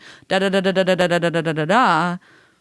It's like, it's similar to QAnon and it's similar to Russiagate, but it is on this whole nother level now with X. It is because it is the entire site. It isn't just this tiny little fandom. Yeah. It is spread through and infected the entire infrastructure of the thing. And you know that because Elon is purposely putting his feet on the pedal and is pressing all the buttons to socially engineer this outcome. Yes.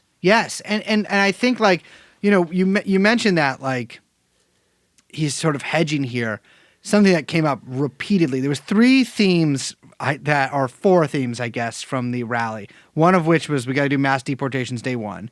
The second of which was Hillary Clinton is called us Nazis. Ha ha ha. We're not Nazis, but we're kind of Nazis. The third one was that I can't remember what the fourth one is now, but the third one was just there's no way we're going to lose the election and they're going to cheat.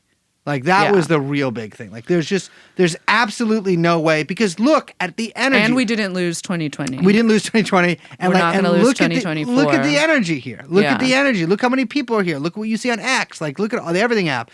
Yes. It's what? Trust yourself. Trust your eyes. Trust what you know. Don't trust what they say. Don't trust what they say. Yeah. And I mean, there was people to me in line telling me they're like, I'm not going to trust any. Literally, a guy told me, and this sounds like woke baby style, but he's like, I'm not going to trust anything what the mainstream media says about election results or anything like that. But I'm like, I think they get them from the polling state. They don't write them.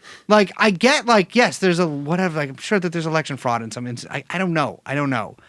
That's not even the point here. The point is the numbers that mainstream media gets are not.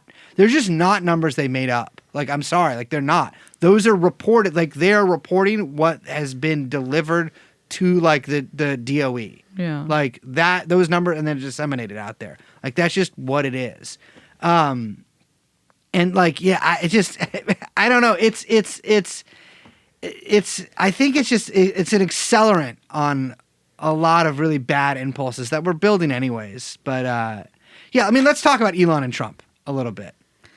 Yeah, I mean, the thing with Elon and Trump is that they've had a relationship that's been, I would call them frenemies, kind of back and forth. It hasn't been the coziest of relationships, so I don't know what to make of it even now. Elon was very famously not supportive of Trump back in 2016. He endorsed Hillary. It was a kind of a classic, remember Elon, during the Obama years was Mr. He was extreme lib. I'm green energy. Green cars. energy. Tesla is how we're gonna say, get out of climate change. Mm-hmm. Climate change is real. All of that stuff. He was Mr. Good liberals bought Teslas, right? This is not the Cybertruck era. All of this kind of changed when Trump got elected. Elon was put on some economic advisory council, and he got a huge backlash from that, from his fan base. And he was like, I'm doing it to influence Trump. You don't understand. Yeah. Influence Trump on climate change and space exploration. And I'm like, oh, so Tesla and SpaceX. Got it. You're advocating for your fucking companies, you moron.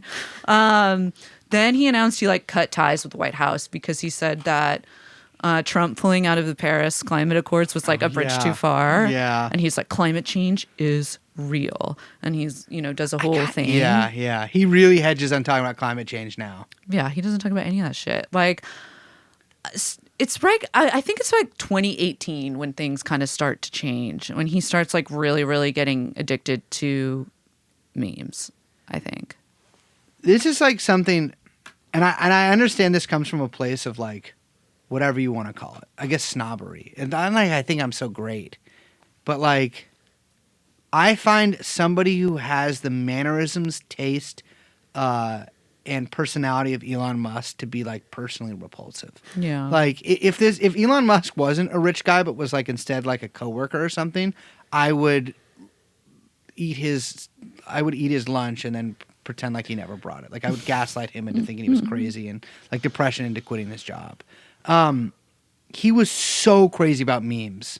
He still is crazy about memes. But I think that like we have to understand Elon like really believes in memes like you would believe in like I don't know. Like people believe in the power of love.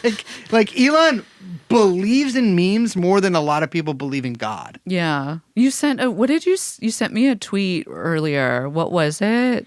Elon Musk tweeted 6/26/20, who controls the memes controls the universe. He also, I think, I found another tweet. Also, him calling it the universe is so dweeb. I know. It's the whole thing is just like. Just shut up.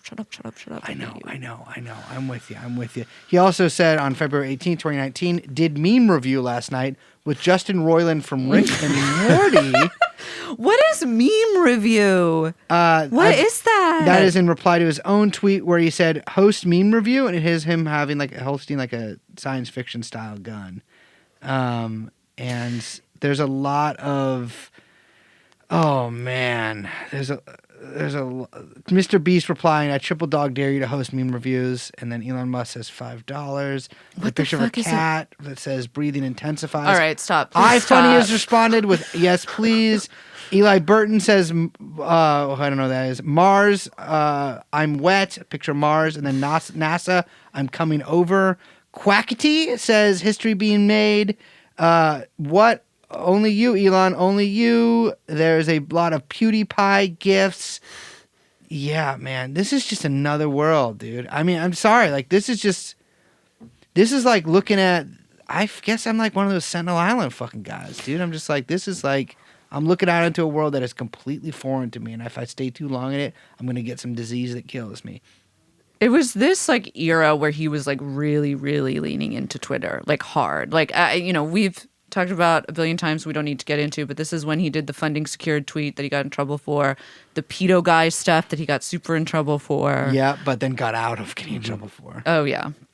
Elon always fucking hate But he's like, kind of on a ton of drugs. He starts dating Grimes. Like, he DM'd Grimes on Twitter. Yes. He goes on Rogan. It's this era. That's where he does the smoking weed thing. Yeah. He, there's like so much going on. So, but I want to like cut, cut, flash forward 2020, because I think like everyone, we were talking about this.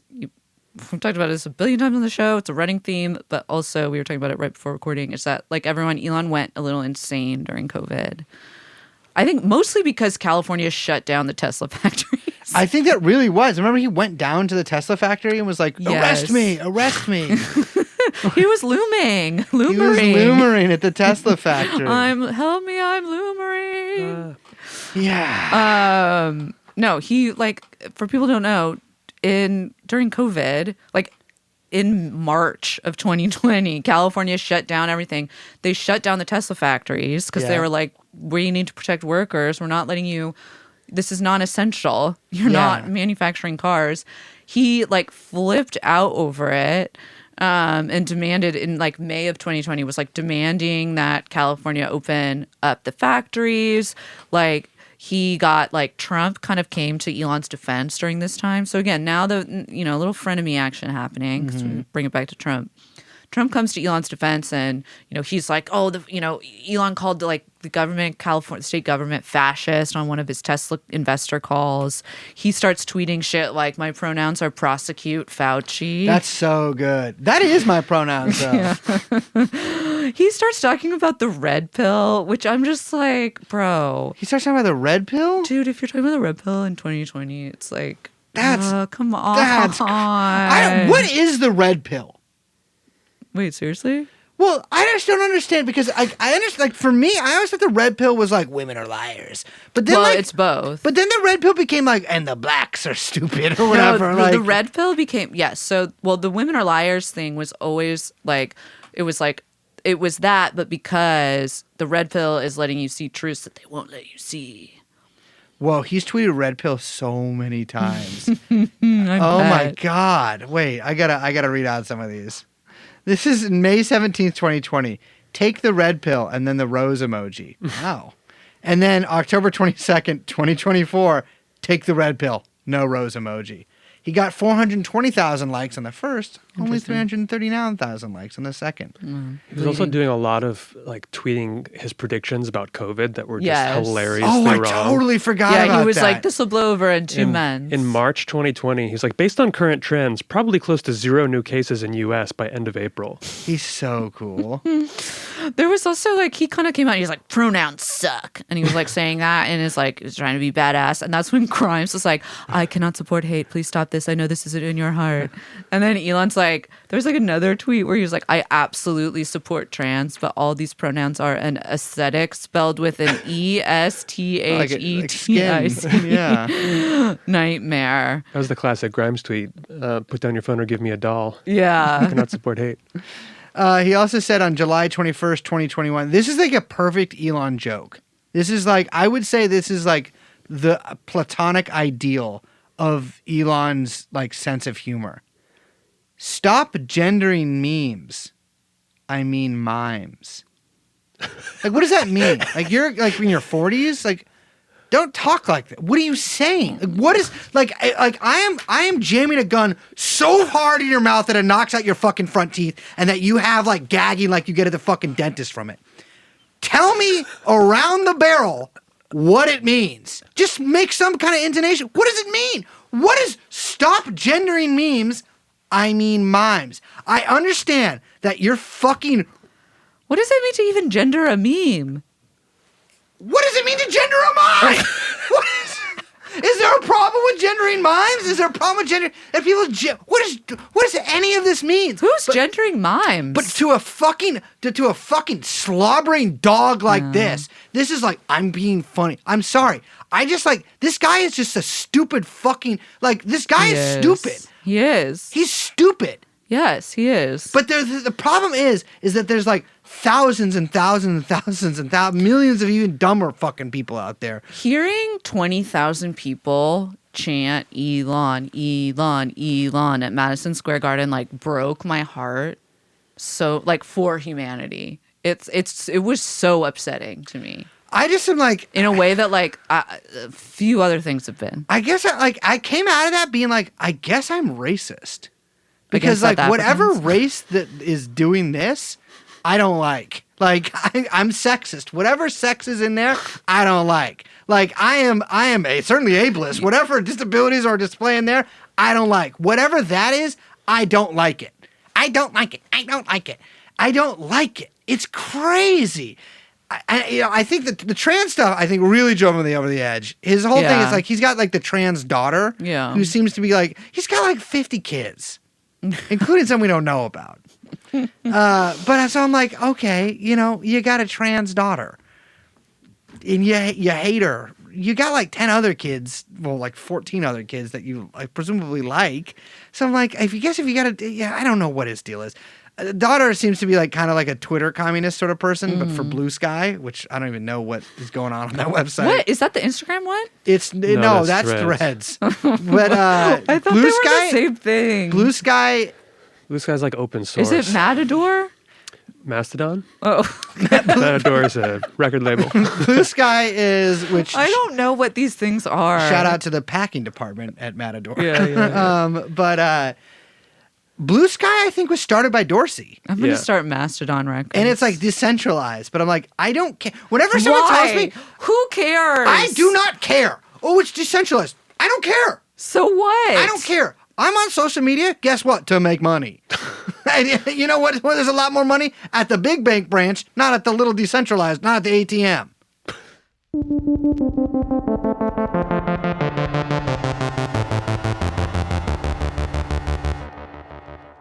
Okay, so let's get back to Elon.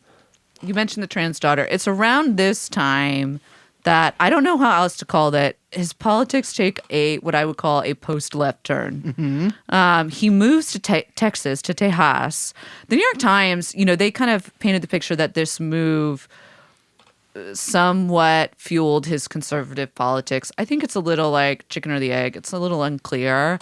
But he does start hanging out in a new social circle. People like Joe Lonsdale, who's head of the Cicero Institute, who's a Teal guy. He kind of hooks back up with a bunch of Teal guys, which is funny because Elon and Teal are not exactly buddy-buddy. We talked about this in our series on him. But I don't think Teal likes Elon at all. I can imagine, like, Teal is a freak, obviously. Yeah. But he he's like a more serious guy. Yes. I think the only thing that I really think they both like is being right wing and orgies.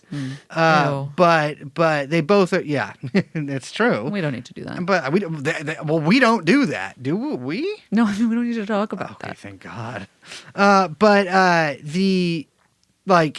I can't imagine a guy like Teal really respects Elon. I think he probably thinks he's a fucking idiot. I'm sure he likes him in some respects, but I think he must think he's like too gauche for him. Like Teal likes to be like, I'm an intellectual conservative or whatever. Yeah. He hangs out I with, keep my cards close to the chest. he has his little worm tongue. Like he has the mold bug worm tongue. Like, yes, Mr. Teal. God, if I look like Mencius Moldbug, I would probably kill myself. So Elon, he moves to Austin. A lot of that was, I don't know if it was Austin, outside Austin. He moves to Texas. He moves, outside Austin. Austin, yeah. He's hanging out with these people. A lot of this was also to avoid California taxes. That's right, baby. It's always all of Pay this up. bullshit. I want to just, this should be a TrueAnon rule. I'm going to say it's a TrueAnon rule. All this bullshit that people are spouting, it's all like fog of war for just wanting to cut taxes. I will say when it Trump, all comes back to fucking taxes. I will say when Trump, because now that I am a Maoist small businessman, and I am firmly we built this country. Like podcasters, We built that. We built that. Yeah, you didn't build that. We built that. We're bringing that one back. You didn't build that. Yeah. He was kind And of. you know what? We're bringing back the tan suit. We're going to bring back all of the good jokes from the Obama era. What else happened with Obama? Arugula. I don't even remember arugula. I don't even remember it either. Gotta have them ribs. Oh, and pussy too. But here's the crazy thing is, people make fun of that quote, but Liz, don't listen to this part or even respond to what I'm saying. That is actually a fucking crazily good combination. Yeah. Okay, stop. It is. He's right.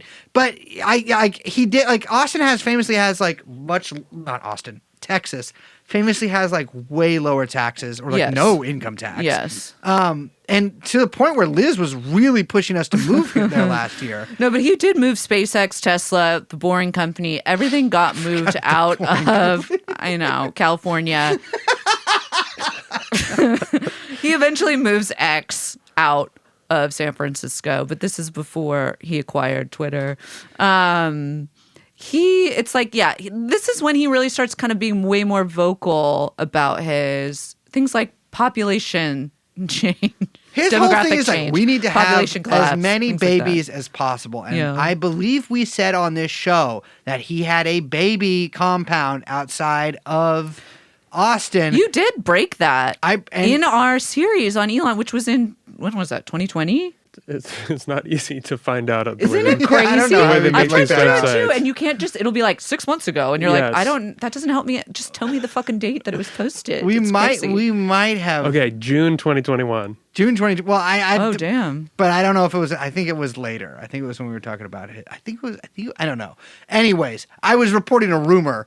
Turns out the rumor was true. So It was confirmed by the New York Crimes. the New York Crimes reported on it, and he has a baby, his little baby area outside of Austin where he's got Grimes how her star has fallen. But he's got Grimes out there. He's got Siobhan out there. And about 10 of his fucked up named kids.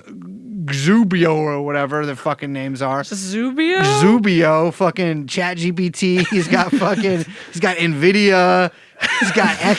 He's got X minus 2 or whatever. He's got Mr. Algebra. He's got Gorgonzola. He's got fucking, who's the guy with Goro from fucking Mortal Kombat?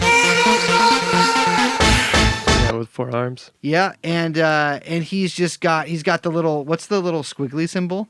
Tilde? He's got that symbol out there And too. pi. And pi. We need to call CPS. Has anyone actually called CPS? No. I want those kids. I'll raise your fucking sons as my own, Elon. So we also, obviously, we're on the Elon beat. We talked about his acquisition of Twitter previously. That was almost 2 years ago, which is crazy. Everyone knows after months of trying to undo the deal that he agreed to, he ended up forking over $44 billion. Well, like a bunch of bankers did. It's come out also that they are not getting a great return on their investment. Shocking. Yeah. Also, one of the people who put in money for that was Diddy. Which you really don't hear much about that. As No. much as they're trying to connect Diddy and Kamala, which has been really funny to watch. Yeah.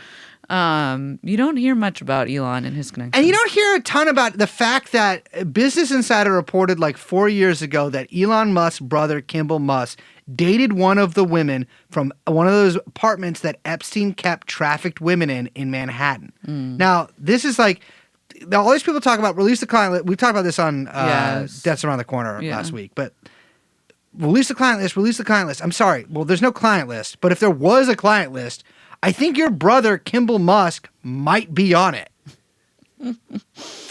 So we were talking about this because we were talking about Elon's relationship, on and off relationship with Donald Trump and him purchasing Twitter. I mean, his first big thing is he just unbans. Remember when Trump was banned? He unbans @real Donald Trump and starts just posting pathetic memes at him, trying to get him to post on Twitter. And at this time, Trump doesn't have nice things to say about Elon. He came out and he said that it came out in an interview that Musk said he had never voted for a Republican before, but Trump comes out and is like, oh well, he told me he voted for me, so I guess he's just a fucking liar. And the stuff between them was getting pretty publicly nasty. And as late as 2022, there was a post a truth from @RealDonaldTrump on Truth Social, which was so perfect. And can you read it, Brace? When Elon Musk, I'm not going to do the Trump voice. No. When Elon Musk came to the White House asking me for help on all of his many subsidized projects, whether it's electric cars that don't drive long enough, true, driverless cars that crash, true, or rocket ships to nowhere, triple true, without which subsidies he'd be worthless, quadruple true, and telling me how he was a big Trump fan and Republican, I could have said, drop to your knees and beg, and he would have done it. I got to tell you, I'm sorry. That'll get me to vote for Trump there. I felt like I was being too mean earlier when I was like, I would kill myself. I'd look like Mencius Moldbug. I really would, I think, really seriously start cutting in the style of a fucking emo 14-year-old if this tweet was about If me. the president tweeted this shit at you? Drop to your knees and beg. And you would have done it. And he would have done it. And the thing is, he would have done it. I know. Trump is He always would have right. done it. I mean, not really, but you know what I mean. So true. So true, Liz. The thing you just said, Trump is always right. All right. The people know what I mean. Yeah. I was trying to look for funny tweets from Elon Musk to real Donald Trump. But they're all just fucking slobbing his knob for the past couple months. It's so bad. there, like I mentioned at the beginning, Elon had thrown his support behind DeSantis, which is so funny. There was like a pretty weak attempt around this time at a Twitter space with David Sachs. Do you remember this? So funny, where like they couldn't. It didn't with Ron Dion. Work, right? Yeah, it didn't work. Because that was like the first. And everyone was big like, Twitter space. hello, it's all breaking. And everyone's like, Elon doesn't know how to run a pathetic is David Sachs, right? So this is my question. Now can we talk about the race science question? Yeah. So yeah, we're talking about David Sachs, Peter Thiel, Elon Musk, 3 high-profile South Africans. Yeah. I have a question, which is that I feel like they have a theory of politics that's all very similar. Uh-huh. And I'm curious if you think it like stems from being South African. Well, I'm like trying to think. And I don't mean like racist. Like I'm not talking about just that. I mean, I think that's true, but like I don't think that's not what I'm really mean. Yeah. But like an idea about like seizing power and how to govern. That I wonder if it's informed by their by South African heritage. Well, I'm gonna say I don't think this is race science, unfortunately. I know. I'm really looking forward to no, this. No. I was being cheeky about that, which I shouldn't. But I was being cheeky. Because I developed It's all not, sorts of theories. it's not actual race science. But I one can't imagine. I mean, Elon does really. Remember, he was like all up about the farmers. Remember the white farmers in South Africa who was being slaughtered. No, that's not how they say slaughtered. They were being slaughtered. And like Elon would like post like whatever Lauren Southern bullshit. I think that their whole thing is like if these animals get in charge, like we'll have like an ANC style grab. The reality is like the South African government is fucking crazy corrupt, and they certainly don't need a guy like David Sachs. They need a guy like Malema in there. This is the #1 EFF supporting white podcast in the world. I like the guy. I don't know what to tell you. I like him. But I think that they're like, we need a strong right-wing hand in there so that like these fucking crazy lefties don't get in there and like turn this into South Africa. Yeah. But the thing is, like, there's only one solution for South Africa, and he wears a damn red beret.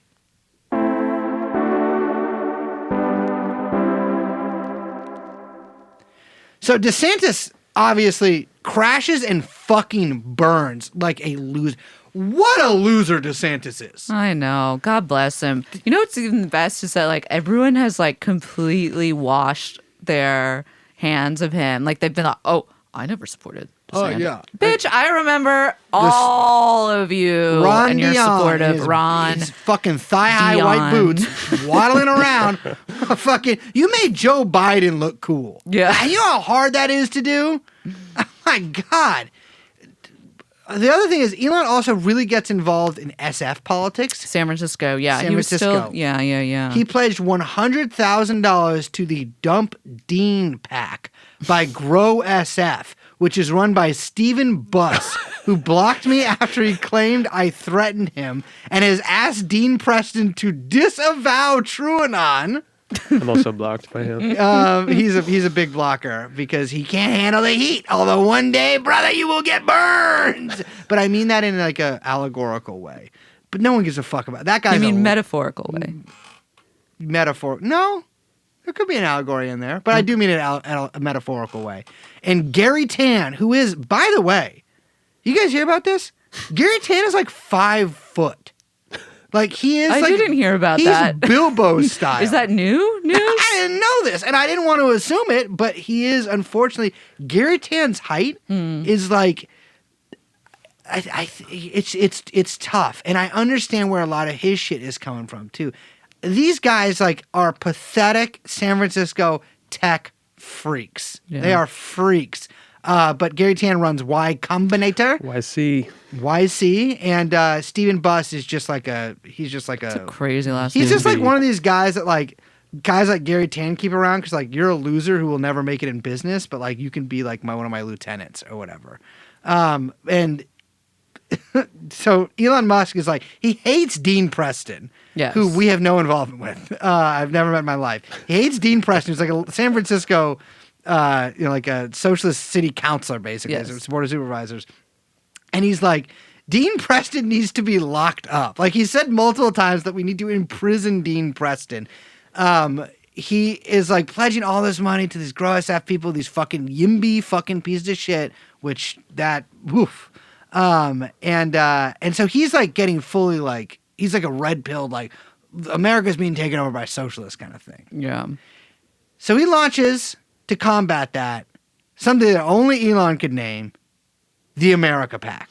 Yeah. So basically, Elon was staying on the sidelines, he said, in this election until the assassination attempt.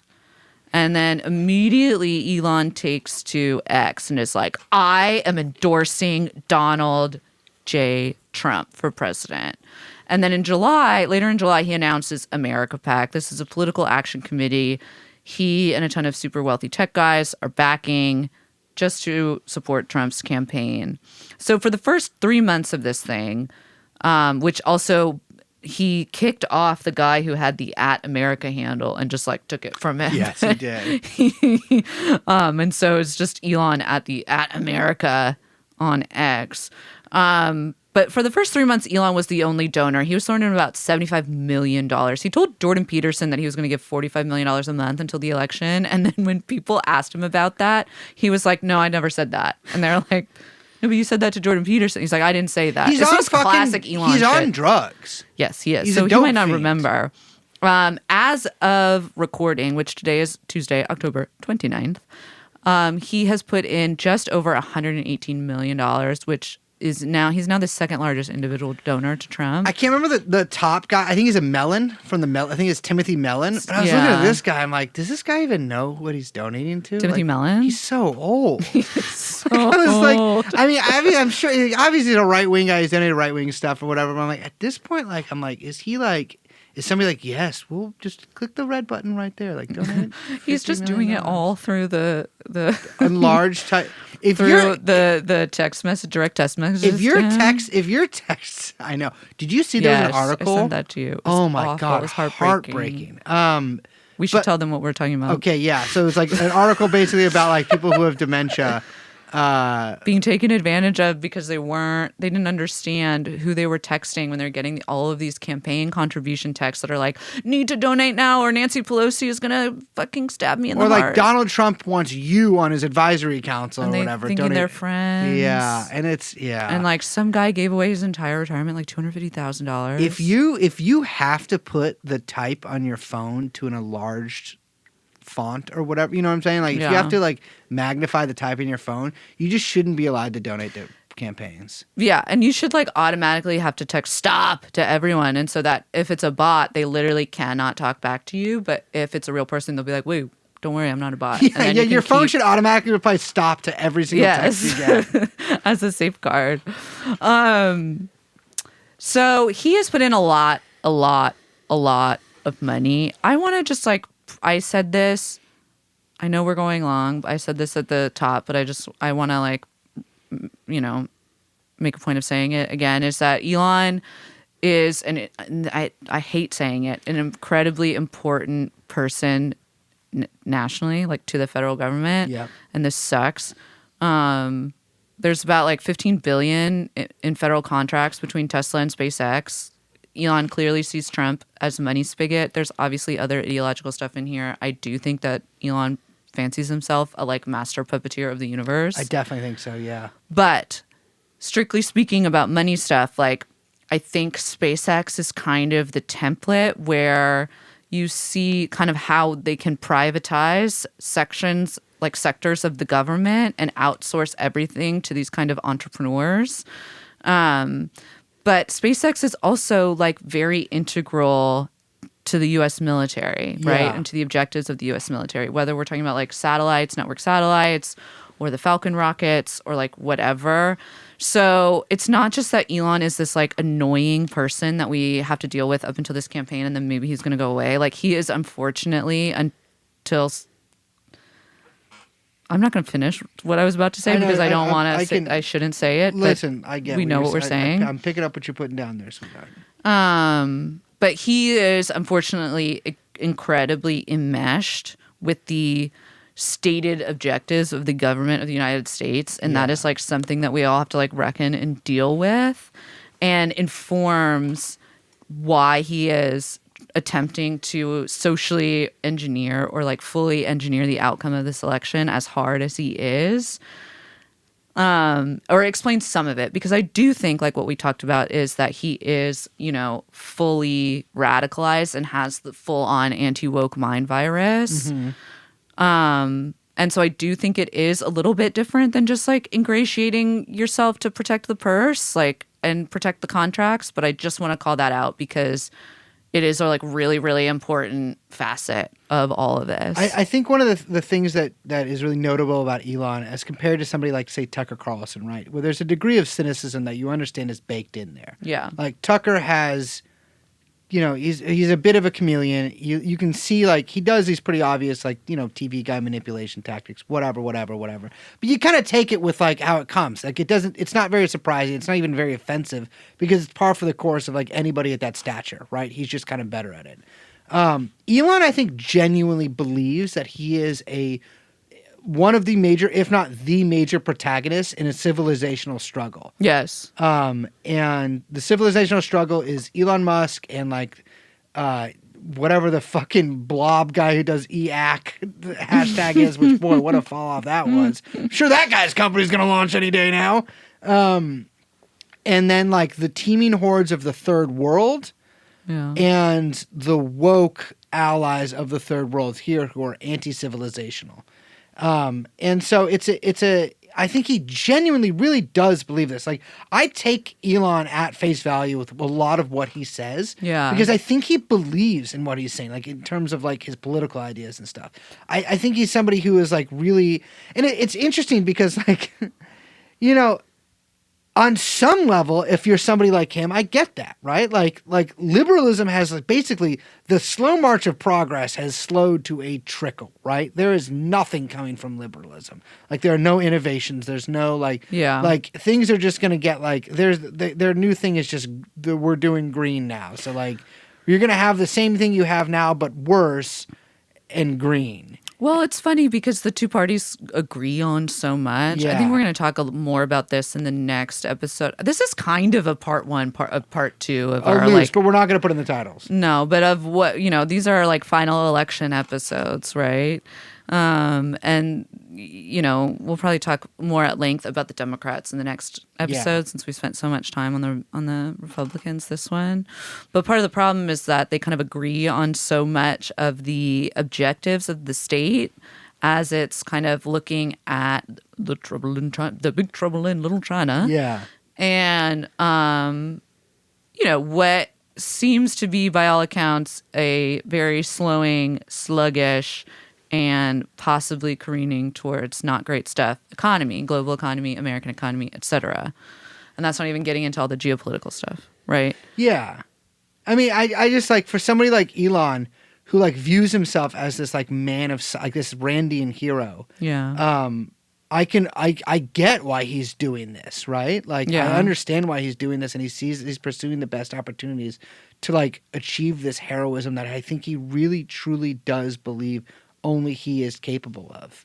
I will say one thing he's not capable of is giving a speech in front of an American flag. I just want to play you guys a little snippet of something. I watched one of his America PAC. So he's going around mostly Pennsylvania, and he's giving these speeches.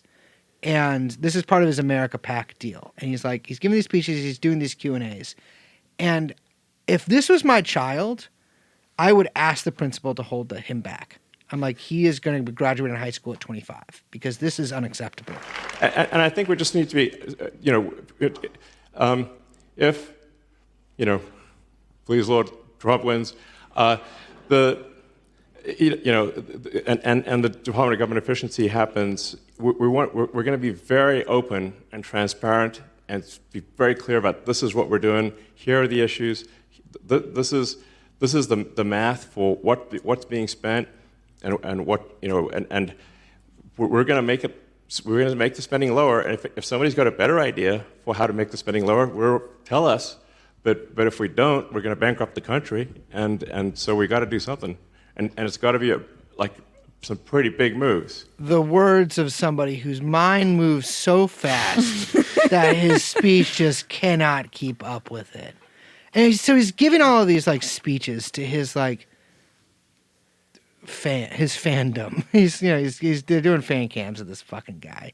But one of the big, like, notable newsworthy things is that they've basically taken over the ground game for the Trump campaign in, like, the battleground states, which I think is really notable. Like, America PAC is integrated into, like, the right-wing canvassing apparatus now.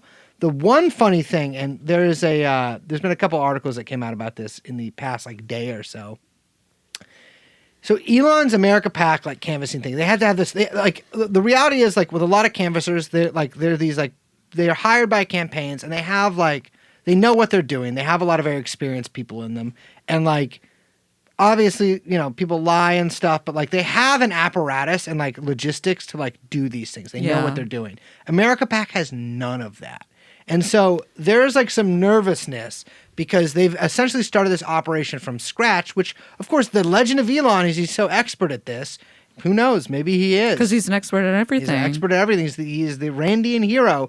But I guess they use this, like, app where you can, like, lie and say that you've hit doors where you haven't hit. And, like, there was some documents that got leaked, I think, to, like, ABC. Like, a quarter of the, like, responses, like, the company is flagged as being like, this is fraudulent. Like, this person didn't actually go to the store. So who the fuck knows what's going on with that? But I mean, because of, like, the way that the political system here is structured, Elon is not part of the Trump campaign officially. Right. However, he is privately funding essentially the Trump campaign's outreach and, like, all their door knocking operations in all these different states. I mean, Kamala has, like, a way bigger one. And I think the Democrats generally rely more on door knocking. Yeah. America PAC has just relied on ads calling Kamala Harris a C-word. C-word. Yeah. That's their term. That's a communist. Communist Harris. But the other big thing is that he's been doing $1 million a day giveaway. Yeah, we don't have to go into the weeds about this, but it just is, like, classic Elon, which is, don't ask for permission, ask for forgiveness. Yeah, don't ask for forgiveness. And then, don't even ask for forgiveness. Get really mad at anybody who's like, what are you doing? And then gaslight people and say, like, I'm just doing something else. Yeah. He's been giving away, or said he was giving away, he stopped recently, $1 million in a lottery-style thing to people who sign a petition saying that they support the First and the Second Amendment, but only to registered voters in swing states. A bunch of people immediately flagged this as being potentially against the law. Yeah, it seems illegal. Well, DOJ thought so, being one of them. They were like, hey, we think this is, breaking election law. They send them a memo. So Elon pauses it for, like, one day. Then what was so funny is, like, in response, they changed the language on their website to say that these people are actually being paid for a job, that it's not a lottery. They're like, no, this is going to be, you're selected to earn $1 million as a spokesperson for America PAC, as a way to kind of get around this idea that they're awarding money to random people in a lottery. And so they post these videos of, like, past winners talking about how they love Trump, being like, see, look. But then they didn't actually change the legal language in the, like, tiny little fine print on the site. Again, this is so Elon, like, not actually paying attention to anything. Probably didn't even consult real lawyers. Probably doesn't even have a fucking lawyer. Like, at all his companies, how all of his lawyers quit for all of these same reasons. Anyway, so the official terms still say that you're eligible for a $1 million prize as long as you're a registered voter in Arizona, Michigan, Georgia, Nevada, North Carolina, Pennsylvania, or Wisconsin. And so the Philly DA, Larry Krasner, announced he was suing Elon and America PAC, saying that they're not for election fraud, smartly, but saying that they're violating lottery and consumer protection laws. And so they've completely shut the whole thing down.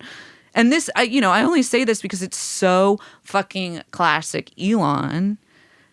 And watching this whole thing, I know we have to wrap up. I just want to, that clip you played, at Madison Square Garden, he said triumphantly that he was going to cut $2 trillion from the budget.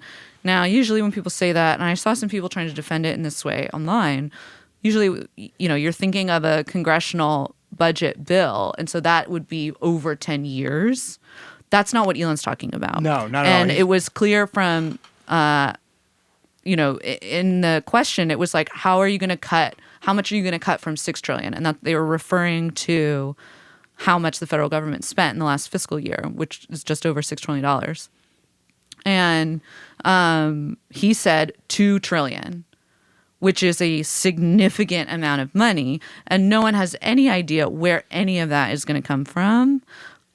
There's ideas, but this idea that he's going to like one of the ideas is reclassifying federal employees. We don't have to get into all of this, into the weeds. But my point being that he has come out elsewhere and said basically that, cutting the budget, slashing the budget that significantly would have massive economic consequences.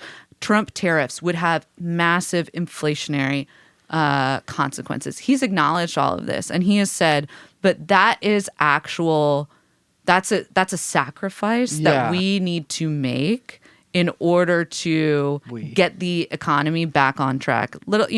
Setting aside that he would be getting a like $1.5 million tax cut or whatever he would be getting by slashing all of this stuff, right? Like, he's saying that, yes, all of these things we want to do will probably lead to a depression, but then we will come back stronger than before. And my question is what he's asking for, is he calling for a great reset? I think so. I think he's saying that we need to reset everything. We need to cut everything out. We need to you might own nothing, but you will be happy. And that's the message.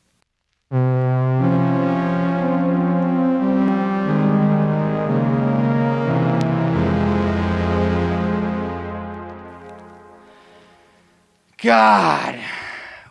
It's crazy that in 1 week from now, Elon Musk might be an important part of the U.S. I mean, I guess it would be like... He basically already is. I mean, the thing is, this thing is not... we've been saying this for a long time. This thing is not going to be over on Tuesday. I don't even know if it's going to be over on Wednesday, because there are immediately going to be injunctions filed in multiple states. There are probably legal teams already on the ground setting up shop in Hiltons across this great nation. Yep. I don't think that either side is going to accept the election results, whatever comes. And we'll talk about it more specifically. We'll talk about it more. Yeah, I will say it is so funny that like our like actual voting system in the US actually is dog shit. Like it is crazy that like the results take so long to get in. And like it's not just because like whatever excuse they give. Like it is absurd. This country just runs like shit. Yeah, we got to cut everything. Yeah, we got to cut it. We need a Department of Government Efficiency. I just want to live in a world where, like, that's just not allowed. You can't be, like, doji. Like, you can't say that. Or someone, like, a guy in, like a full, like, gimp suit comes out and beats you with a truncheon. I think that we should... you some raffles! We should ban, like, funny acronyms. Yeah. I just think that, like, we don't need to do that anymore. Like, as a society, we need to choose the way forward, which is no more funny acronyms. We don't need to do it. Yeah. We don't need to do it. No one thinks it's clever. Every time Congress does it, I'm like, oh, great job, old man. Like You're so funny. The Girl Act. Somebody thinks it's clever, but it's it's horrible not. people. It's not. I'm sick of it. It's stupid. Elon is annoying. He loves it. Therefore, I hate it. I don't want it. I hate Doge. Elon. No Doge in the White House. I will say, I gotta stop saying will say, but I'll never stop saying it. You know what? I just can't stop being me. I hate Elon in a way that almost makes me ashamed. Yeah. Like, I feel like a pink pussy hat motherfucker when I just don't like, and it's, obviously there's like the whatever, political whatever, but like really, I just find him distasteful as a person. Like, this is what I'm saying earlier, like, I'm racist against whatever this is. Like, that's the only, like, feeling I can describe it with. Like, I just don't like it, and I don't like it from like a really, like a place of like, of inner, like, suppressed brutality within me. And like, it's just, I don't like it. I just want to live in a world where things are normal. That's really all it is. And like, that is why I have the political beliefs I have, because I do think they just make the most sense. And like, to actually get us to the future, I don't like, these people are fucking clowns. They're dogs. And like, they should be like dogs eating out of fucking bowls while we pet their heads and sometimes have sex with them. All right, everyone. Tune in next time. We'll talk more about the election. I'm Liz. My name is Brace. We are, of course, joined by producer Young Chomsky. And this has been TrueAnon. We'll see you next time. Bye-bye. Jeffrey Epstein. Jeffrey Epstein. Jeffrey Epstein. Jeffrey